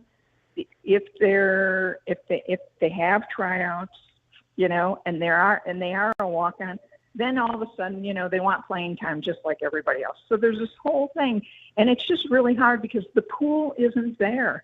And so, that's one of the things that Adia Barnes is trying to do with her new Sports and Leadership Academy, here in Tucson that's connected with the Boys and Girls Club and that Nike is backing her on. She wants to grow young girls and have them develop as not only as athletes but as people as they go through their teen years and before they get to college. Why? Because there then will be young women will be more confident whether or not they play basketball. There might be a bigger pool to play basketball, but yet they will have that confidence. A lot of young women don't have confidence. It's completely different than men. Adia always talks about when she's with young girls and she asks them, who wants to be a professional basketball player? Only a few raise their hand. She can be with young boys the same age. Every single one raises their hand. And she said, even the little ones who are like uncoordinated, can't even dribble, can't do anything. A little boy, a young man always thinks that they're going to play in the pros, that they're going to be the best. And then they keep playing, right? Young girls don't have that. They think they just don't have what it is that someone else has, and they give up. So Adia's trying to get to these young girls earlier and affect them and have them grow, again, as people and as athletes. And then maybe that makes a dent and gives, a bigger pool, maybe eventually a bigger pool of walk-ons or just players who are competing for scholarships. PJ Brown from the Arizona Daily Star covers Arizona women's basketball joining us. It's Arizona and Point Loma tonight at McHale Center, 6 o'clock tip-off. The other interesting thing, I always tell people, I think that Adia Barnes' press conference is probably one of the best press conferences on campus. There's always a bunch of good stuff that comes out of it. I think one of the things that really jumped out to me in the press conference yesterday was just the simple fact when you talk about the roster dynamic is that it's more beneficial for them to practice against male practice players than it is to practice against walk-on females, just because of the desire to be able to push your starters and get better. That's another interesting dynamic that I don't think a lot of people realize. That when you think about, when you're looking at walk-ons, yeah, you can walk on, but not only necessarily you maybe not going to get a chance to play, but you might not even get a chance to practice because it's more beneficial for them to have the male practice players. Right. And first of all, there's that caveat that there is a rule that a female cannot be a practice player for a women's basketball team. That's an NCAA rule. We don't know why, but it is. And so that's the first thing. But also think about it. It's just when you go back to when these young women were girls, you talk to the Ari McDonalds and you talk to the Adia Barneses. Who did they play against growing up? They played against the guys. Yep. They played against them whether it was the Boys and Girls Club, because there was no girls team. They played against them in the playground because there were no girls teams. So a lot of these young women got tough. They figured out, wow, I can't do that, and maybe I can do this to get around that player, whatever it happened to be. And so it's sort of a lot of times the same thing in this practice that Adia has. And teams across the country do this. They have guys who are practice players, and they practice against the guys because they push them. They never give an inch. They just don't care. If you go to any of Adia's practices, they're tough. They don't give in. I don't care if you're Ari McDonald or you're the last person sitting on the bench. They are not giving you a free pass. It's just like playing them anywhere else, in the rec center, anywhere else. They get that same type of toughness, and that's what they need to prepare for these games. I said, and I want to get your thoughts on this, PJ. I said the best thing she did this offseason was make the decision to give the keys to the freshmen. That's what you got to do when you've got McDonald's All-Americans. You really just need to turn the program over to these kids and let them play, because if you don't, you're going to lose them. And I was happy to see that she decided to really put Jada Williams and Brea Cunningham at the forefront of her lineup. Yeah, I think it depends also what the year is, what's going on with your team, a lot of other things. You know, Adia has said for a long time that this is the freshman class. Excuse me. She wants to keep them together, right? And how do you keep them together? One of them is give them playing time. And so the way it sort of worked out at the end of the season, when she started thinking about putting together her team for this year, excuse me, she did certain things, right? She brought in transfers who had a couple years left. They weren't grad transfers who scored 20 points a night and that would play in front of the freshmen. So she really took a deep look and figured out, wow, how can I really develop these kids? I have really exciting kids. Someone like Brea, she's known since she was in 8th grade. She recruited her. Same thing with Maya, both of them. She's built that long relationship with them, and she wants them to have that opportunity, to have that chance to earn those minutes.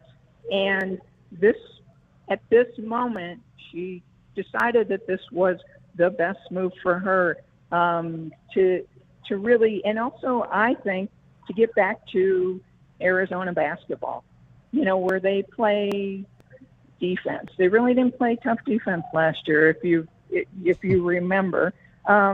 You know, and this, for all intents and purposes, you know, they're sharing the ball. They're playing together as a team, and it seems like it's not only the talent of these young women, but also coupling that with their mindset, right? Each one of these players who came in, boy, they all are good teammates. I talked to each one of them, but way before the season started, and I was so impressed with how they all had that hunger. It's like they had a chip on their shoulder, not only for themselves, but for this team. They wanted to do something special together to get back to the Final Four, right? The only one on this team who was part of that team was Helena. And, you know, she is the ultimate teammate. She's so unselfish, she'll do anything for her teammates. And I think that every single one of these Wildcats are built in the same way. They have that same mindset. And I think when you combine that with the talent, whether some players might be role players, some players might play 35 minutes and start, I think that combination of all of that allows Adia to do certain things and allows them to, you know, really, really have a chance as they get together, right, as they all get healthy again, to have some fun out there and really possibly, whether it's this year or next year or the year after, go on a long run again. You know, we don't know when it's going to happen, but with these types of players, the talent and who they are as people, I think the combination of all that gives them that opportunity to do that. All right, PJ, I'm keeping my fingers crossed that everybody stays healthy tonight. Appreciate you joining us. Yeah. We'll talk to you again soon. Sounds good. Thanks. PJ Brown, Arizona Daily Star. We will talk about more of this as we get you set for tip-off.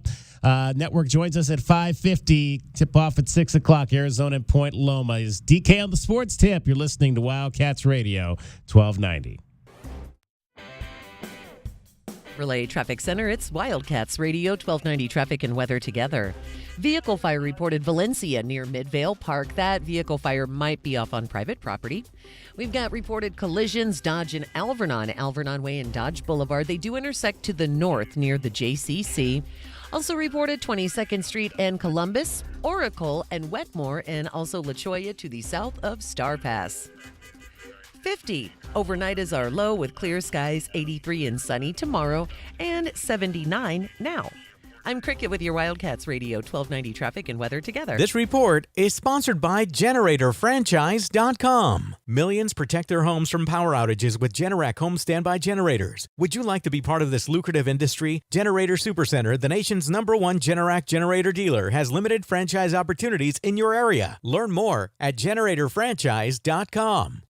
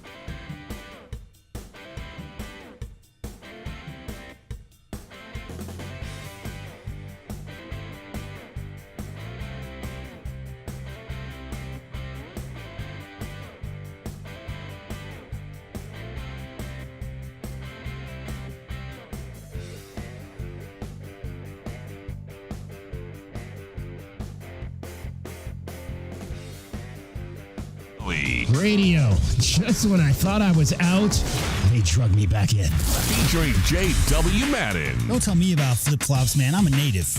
And Cricket getting you home with traffic and weather. Camp on Melt Lemon, not in the left lane on the freeway. Here we go!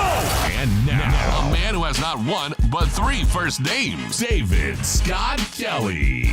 5 o'clock hour in Tucson, taking you right up to Arizona women's basketball at 5:50. It's the Wildcats and Point Loma Nazarene. The final exhibition game of the preseason. Ladies will start on Monday, as the men will start on Monday. The men are home hosting Morgan State on Monday to open the regular season. Ladies will go on the road to New Mexico State to take on the Aggies. All right, we've got a lot of news items to get to in this hour, as well as you'll hear from the coordinators for Arizona football coming up in our Arizona Insider segment. We'll talk to the coordinators today. You'll hear from Johnny Nansen and Brennan Carroll about the Wildcats as they get set for the UCLA Bruins. Bruno Fina coming home with the UCLA Bruins, the great South Point Catholic offensive lineman, son of John Fina, the great Wildcat, who was on our pregame show just a few weeks ago. Bruno starting now for the Bruins. So Bruno starting for the Bruins. And we will talk a little bit about that as the weekend goes on. So yesterday we mentioned that Kara Krisa, who played basketball here at the University of Arizona, suspended for 9 games to start this college basketball season. And the University of Arizona released a statement on this today. So we will read the statement that they released. This is what they said. Upon learning of a potential NCAA issue with a former men's basketball student athlete after they left the University of Arizona, the athletics department worked collaboratively and transparently with the NCAA and West Virginia in their review of the matter. The review confirmed there was no involvement from any Arizona athletics staff members or coaches. As part of their evaluation, the NCAA determined that the University of Arizona's compliance systems and education met or exceeded the standards and national best practices. The University of Arizona received no penalties or corrective actions as a result of the NCAA's evaluation. The athletics department will have no further comment on the matter and wishes the former student athlete the best moving forward. Now, the funny thing about that release to me, John, is that they did not mention Kara Krisa's name at all in that release. I mean, that's the funny part about it. They did not mention Kara Krisa's name at all. Hey, I think distancing is what we're talking about here, right? Distancing, exactly.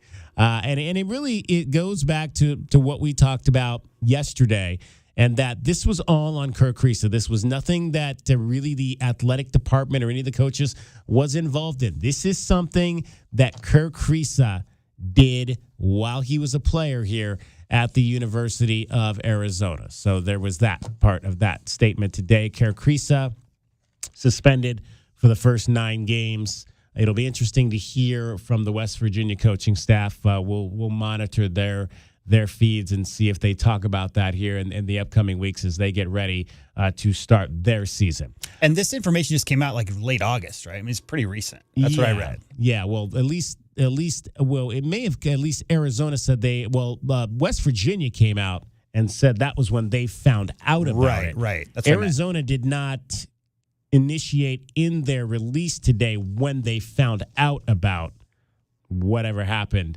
with Kara Krisa. But yes, West Virginia said that they found out about it in August. So that is where we stand in terms of that. Now, at the end of yesterday's show we talked about the situation involving the Suns and TV here in Tucson. And we had been reaching out to Comcast. Comcast runs Xfinity Cable, which is primarily the cable company on the north side of town, trying to get you an answer on what's going on with this. So we got a response yesterday from Comcast. I want to reread that response to you. And we also later on after the show ended, heard from Arizona Family's Sports Network. That's kind of what they're calling it. Arizona's Family, which is KTVK, Channel 3 in Phoenix, and KFO, which is Channel 5, that they're known as Arizona's Family. And the sports offshoot network in which they're carrying these Suns games is known as Arizona's Family Sports. So here is what Comcast said to us in the release, and you can read about this. We've got this up on our website. Head on over right now to WildcatsRadio1290.com. Look for the story that says no Suns on Xfinity at the moment. You can also listen to our program on our website at Wildcats Radio 1290. You can stream it there. Here's what Comcast said. We are mindful of rising programming costs, most notably for broadcast TV and sports carriage. In deciding what content is most important to secure for our customers at a particular price, given the different ways content can now be accessed. The Phoenix Suns have chosen Gray Television, the owner of Arizona's Family Sports, as their new local broadcast partner after their agreement with Bally Sports Arizona ended. Carrying the Phoenix Suns on Arizona's Family Sports would increase the costs for all of our customers, whether they want to watch the Phoenix Suns or not. Customers can access the Phoenix Suns games on the channels with the use of a digital antenna to get the over-the-air signal or by streaming it on Kiswi. Now, if you stream it on Kiswi, you got to pay $14.19 a month because that's not free, okay? This was the whole thing when they did this was they said, we're bringing Suns basketball back to free TV. Now, it really isn't free TV if you're dealing with a cable company because the teams charge the cable outlets to carry the games, and then that cost is coming back to you, the consumer.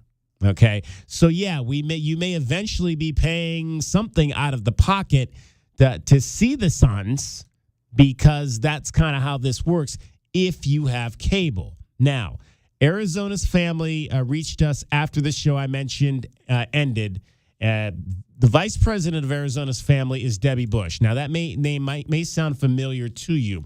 And again, Gray Television is over this. Gray Television used to be Raycom. Raycom owns KOLD, Channel 13 here in Tucson. Debbie Bush used to be the general manager of KOLD. She was the GM, in fact, when I worked at KOLD. She is now the vice president and general manager of Arizona's Family up in Phoenix.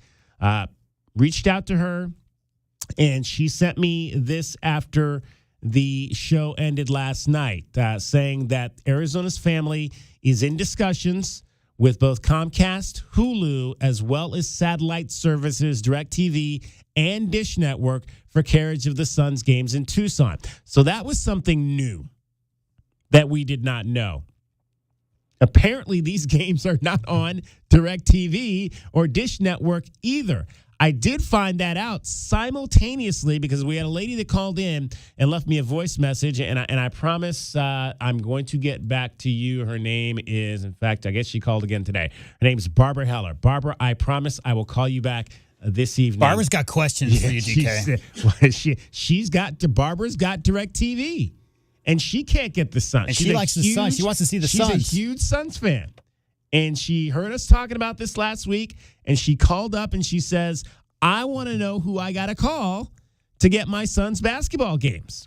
I was not aware that the satellite folks didn't have this at all either. So not only do not the folks that have Xfinity Cable don't have the Suns, but DirecTV and Dish Network don't have the Suns. Now, Arizona's Family told me that they were negotiating with Comcast on a deal. Comcast reached out to me today and said, in fact, no, they're not. They said, let me find this real quick here. Their statement that they sent me today on this matter. Oh, give me a second because I can't find it.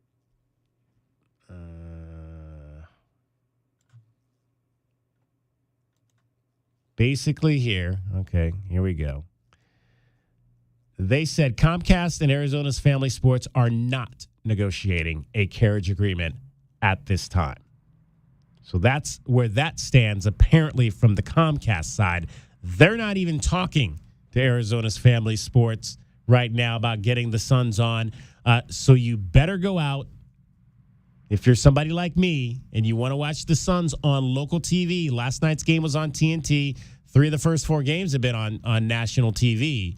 But I believe the game on Thursday night is on local against the Spurs. They're doing these weird back-to-back games against the same 2 teams. That game is on local, so you're going to have to figure out a way to watch that if you live on the north side. We can talk more about that. If you got questions, give us a call.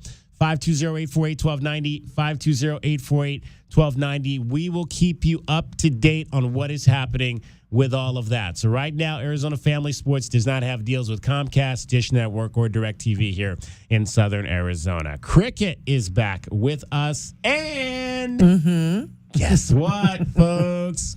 Cricket's got tickets. Cricket. What are you giving away tickets to tonight? Well, indeed I do. I have more tickets to see the Tucson Roadrunners 4-pack for Friday night's game between the Roadrunners and the Chicago Wolves.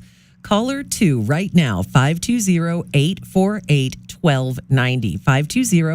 520-848-1290. Caller 2 going to see the Tucson Roadrunners and the Chicago Wolves on Friday night at the Tucson Arena. Face-off at 7 Friday night. Cricket will be there, right? Maybe. I can maybe get you some tickets if you just let me know, Cricket. You let me know when you want to go to the hockey game. Maybe you want to take that cool nephew of yours, and is he a hockey fan at all? Oh, maybe he would be. All right. Like you go to a fight and a hockey game breaks out? Well, is that like what it is? That's usually how it happens. Okay, good. That's what I thought. There's usually 1 or 2 fights that break out at a hockey game. So, yeah, you can take your nephew, and I'm sure he would enjoy it immensely. That'd be kind of cool. Yeah. So I'll tell you what, that way we can cross that one off the list. My long list of stuff I've never done. That you've never done that we've got to get you doing. All right. So one more time, caller number 2. Yes, please. At 520-848-1290. 4 tickets to see the Roadrunners and the Chicago Wolves on Friday night at 7. All right, let's go to Aaron. You're on Wildcats Radio 1290. DK on the sports tip. You are caller number 2, and you are going to see the Roadrunners, Aaron. Perfect. Thank you. Outstanding. Have you been to a game yet this season? Not this season, no, but I know my kids want to go. Okay. How old are your kids? I have a 12-year-old, a 9-year-old, and a 7-year-old. Wow. All boys and girls or mixtures? Boys and girls. Boys and girls. And do they like hockey? I'm not sure, but they want to go to a game with me. Okay. All right. Well, so it'll be you and the 3 kids, and mom has to stay at home, right? Yeah, we'll see. Do they have any jerseys? Do your kids have any? Do they own any hockey jerseys at all? Do they have a team that they follow? No, they do not. No? Okay. I'm still trying to get them into sports, so they're not really. I'm trying to get them to U of A still, but they're just off and on. Okay. They're still figuring out their sports fandom, as I like to say. Exactly. Right. Well, Aaron, hang on the line. J-Dub will get your information, and you'll need to just come by here before Friday at 5 o'clock. But don't come before 10. What is it, 10:30 in the morning, J-Dub? Is that the I believe after 10. After 10. Works, yeah. After 10 and before 5 on Friday to pick up those tickets. Aaron, congratulations. Enjoy the game. All right. Thanks a lot, guys. All right. And I understand that Cricket may have more Roadrunners tickets to give away tomorrow. Mm-hmm. And she may have Arizona Wildcat UCLA homecoming game tickets to give away on Friday. That's fun. And somebody told me that you were in your little room over there with your Arizona Wildcats football media guide out, just looking for the perfect question to ask on Friday. I toss and turn at night.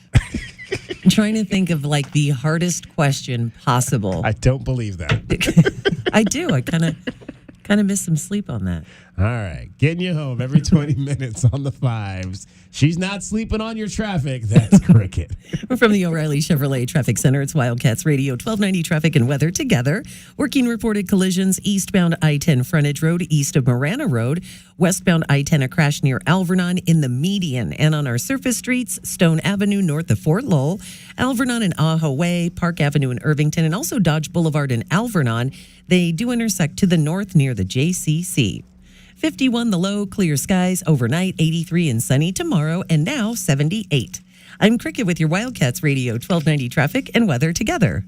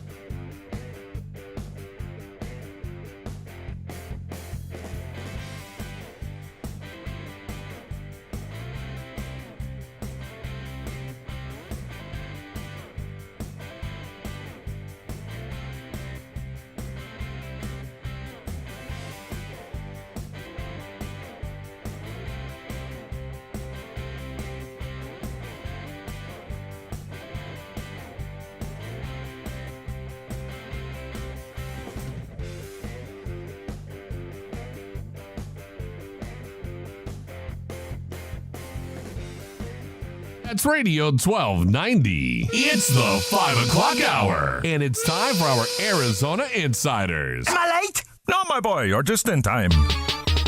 Each weekday, Wildcats Radio 1290 brings you all the latest news and opinions on U of A football and the Pac-12. So bear down, Tucson, and let's talk Arizona football. Our Arizona Insiders are brought to you by Coors Light, official corporate sponsors of Arizona Athletics. There's nothing like game day in Arizona.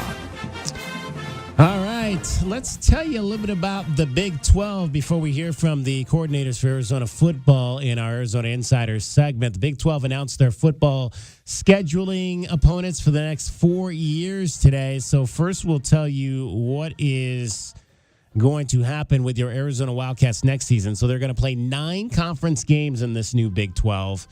And next year's home conference opponents will be Arizona State. The Territorial Cup will come back down here. A Territorial Cup game will come back down here as per it normally would, even in the Pac-12. The Wildcats will host Colorado, which makes sense. They're going to Colorado this year. The new teams on the block will be Texas Tech, Houston, and West Virginia. So West Virginia will come to Arizona next year. The road opponents, there will be 4.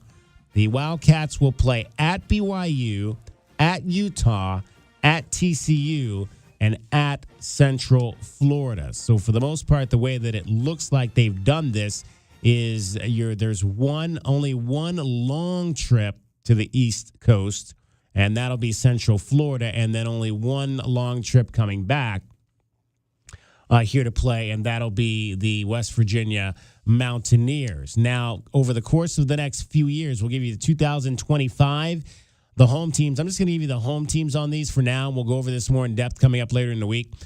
In 25, BYU, Baylor, Oklahoma State, and Kansas will come to Tucson. In 26, Arizona State, Utah, TCU, Iowa State, and Cincinnati will come to Tucson. And in 2027, Colorado, Houston, Kansas State, and Central Florida. Let's hear from your coordinators at this week's press conference. Offensive coordinator Brennan Carroll and defensive coordinator Johnny Nansen. Brennan, what do you think about this the challenge that UCLA presents up front? Yeah, they're really good scheme they got going. They kind of pulled it from the what's in vogue right now in the NFL. They've got that kind of Vic Fangio thing going on. So it'll be a challenge, but we're ready to go attack it and kind of excited to go play against it. And what's your assessment of Big Jonah the last couple of weeks? Yeah, Big Jonah had a penalty in the last 2 weeks. They're holding penalties, and we'll work through them. Not a big deal. I feel like the last one was we needed to give him a little more help with the combination, and they kind of left it early. So we'll get that cleaned up.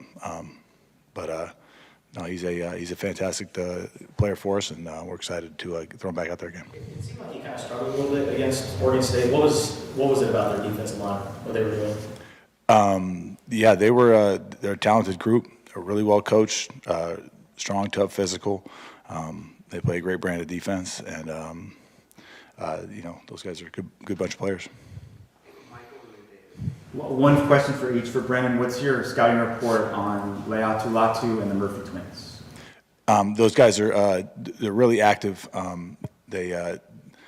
They have the ability to play in their gap, and they can get out of their gap and still be able to make plays, which is a challenge for us. Yeah, those guys are all over the field. They're very active. They can line up anywhere on the defensive line, and they can be droppers too. So, really talented group, and excited to go take that challenge on. And for Johnny, what was your assessment of the defense on the fake field goal play and the role that Gunnar Maldonado played?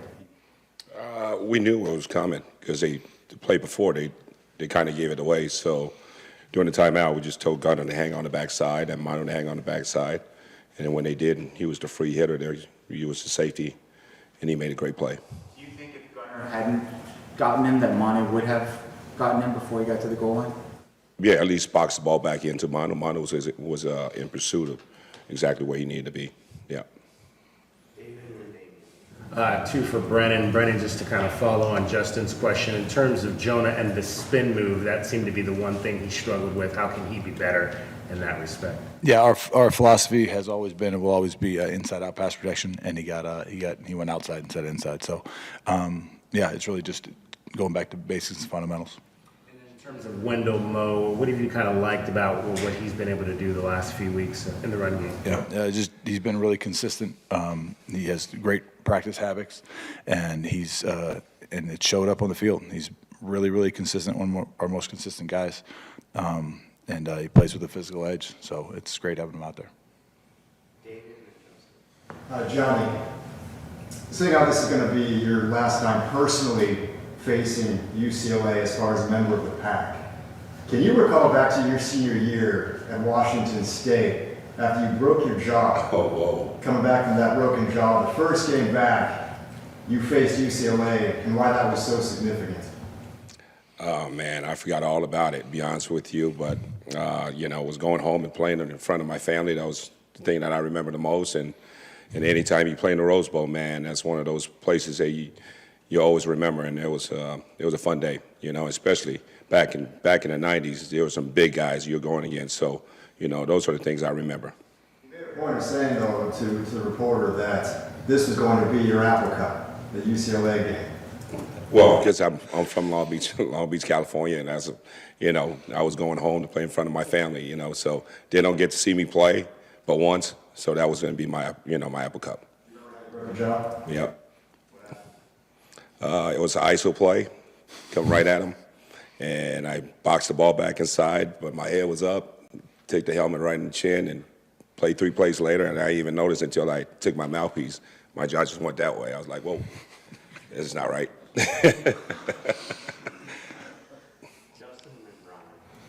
So the last 2 games, Johnny, the opponent has scored, and then you guys have played lights out after that. What is the messaging after that point, and what stands out to you when you look at your defense? I think we gotta, start fast, like what Coach was saying, and I think our guys got to get into the game right away. I think when the last 2 games. I don't remember Washington State coming in 12 personnel because of our dollar package, and 6, straight plays they were in 12 personnel. So we had to adjust.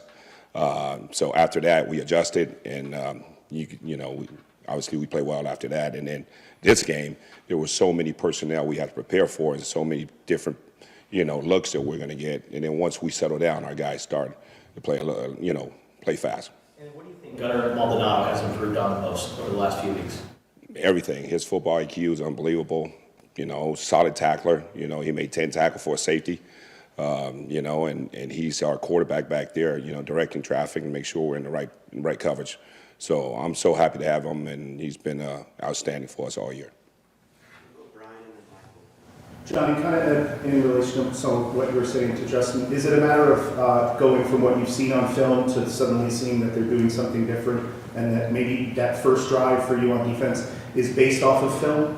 Yeah, exactly. And just trying to have a feel for what they're doing. Especially this week, there's a whole different world we're getting into. Obviously Chip's offense is, there's so many things to prepare for.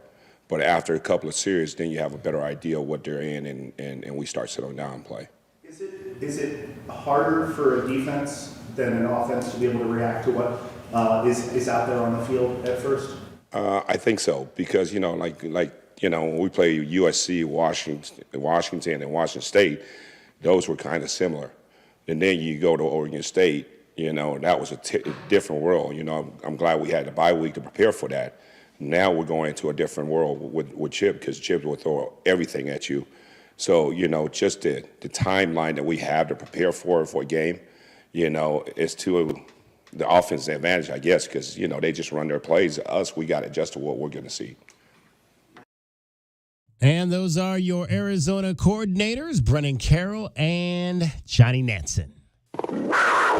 Thanks to Coors Light for bringing you today's Arizona Insiders on Wildcats Radio 1290. Coors Light, official corporate sponsors of Arizona Athletics. There's nothing like game day in Arizona.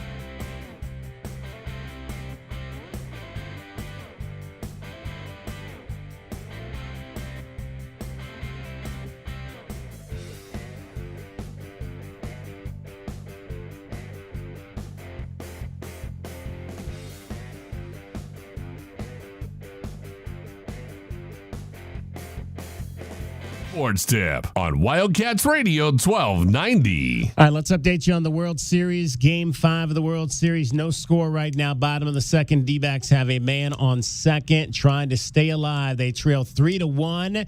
And Luis Perdomo is flied out to end the second inning. Headed to the third, no score at Chase Field. Arizona women's basketball is coming up straight ahead here. A 5:50 network start time.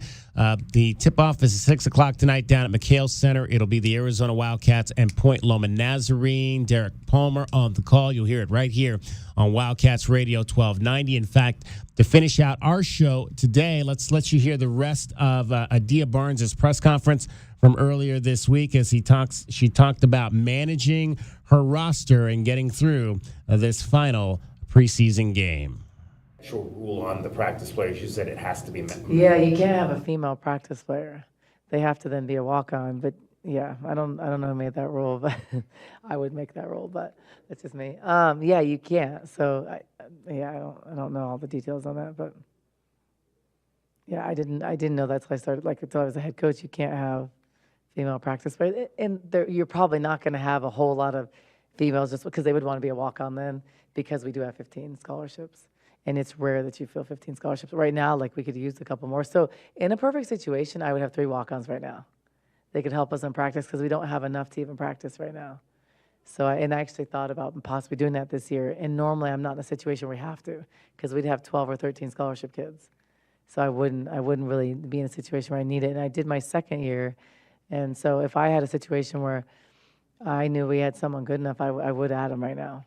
But it's like the process of going through tryouts. It's really time-consuming, and it's hard for me to tackle that beast when I'm just going to try to get more practice players.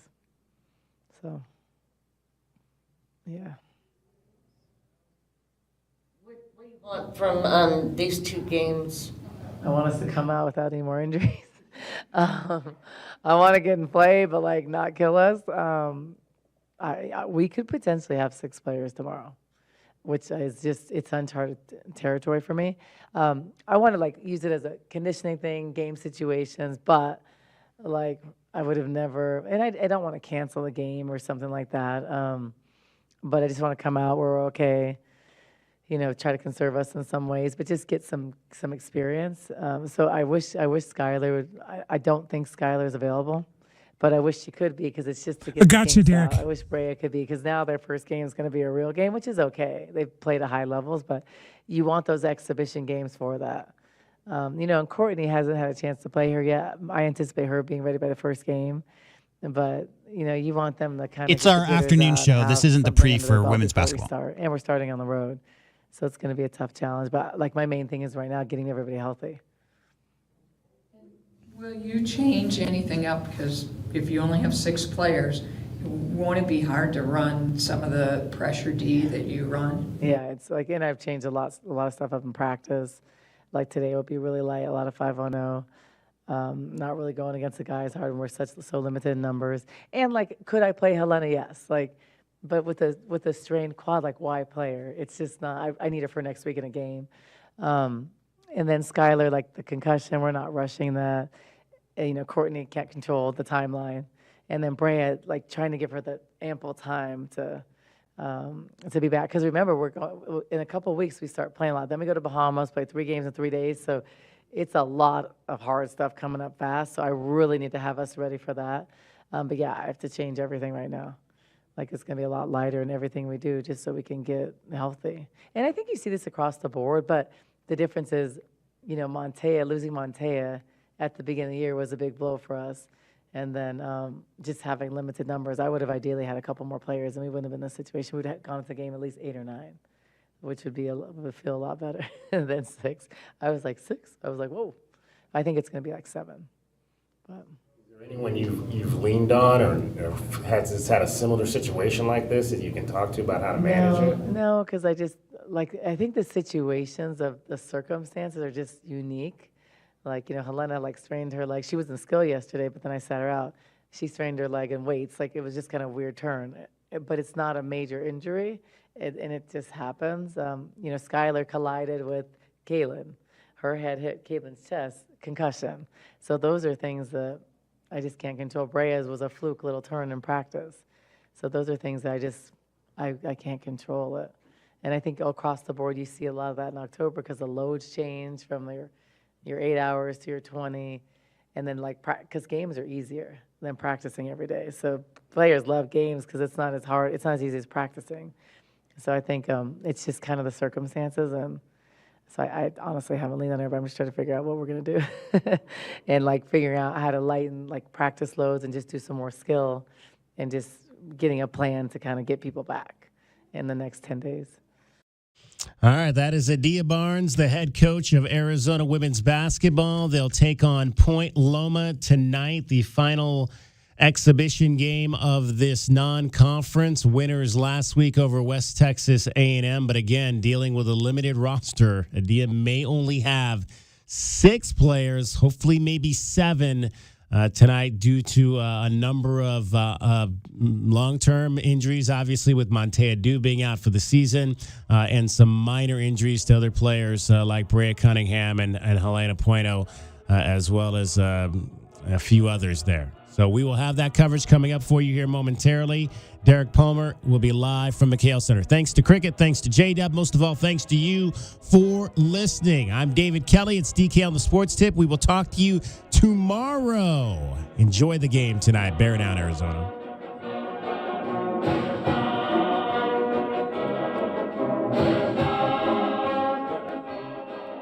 From the O'Reilly Chevrolet Traffic Center, it's Wildcats Radio.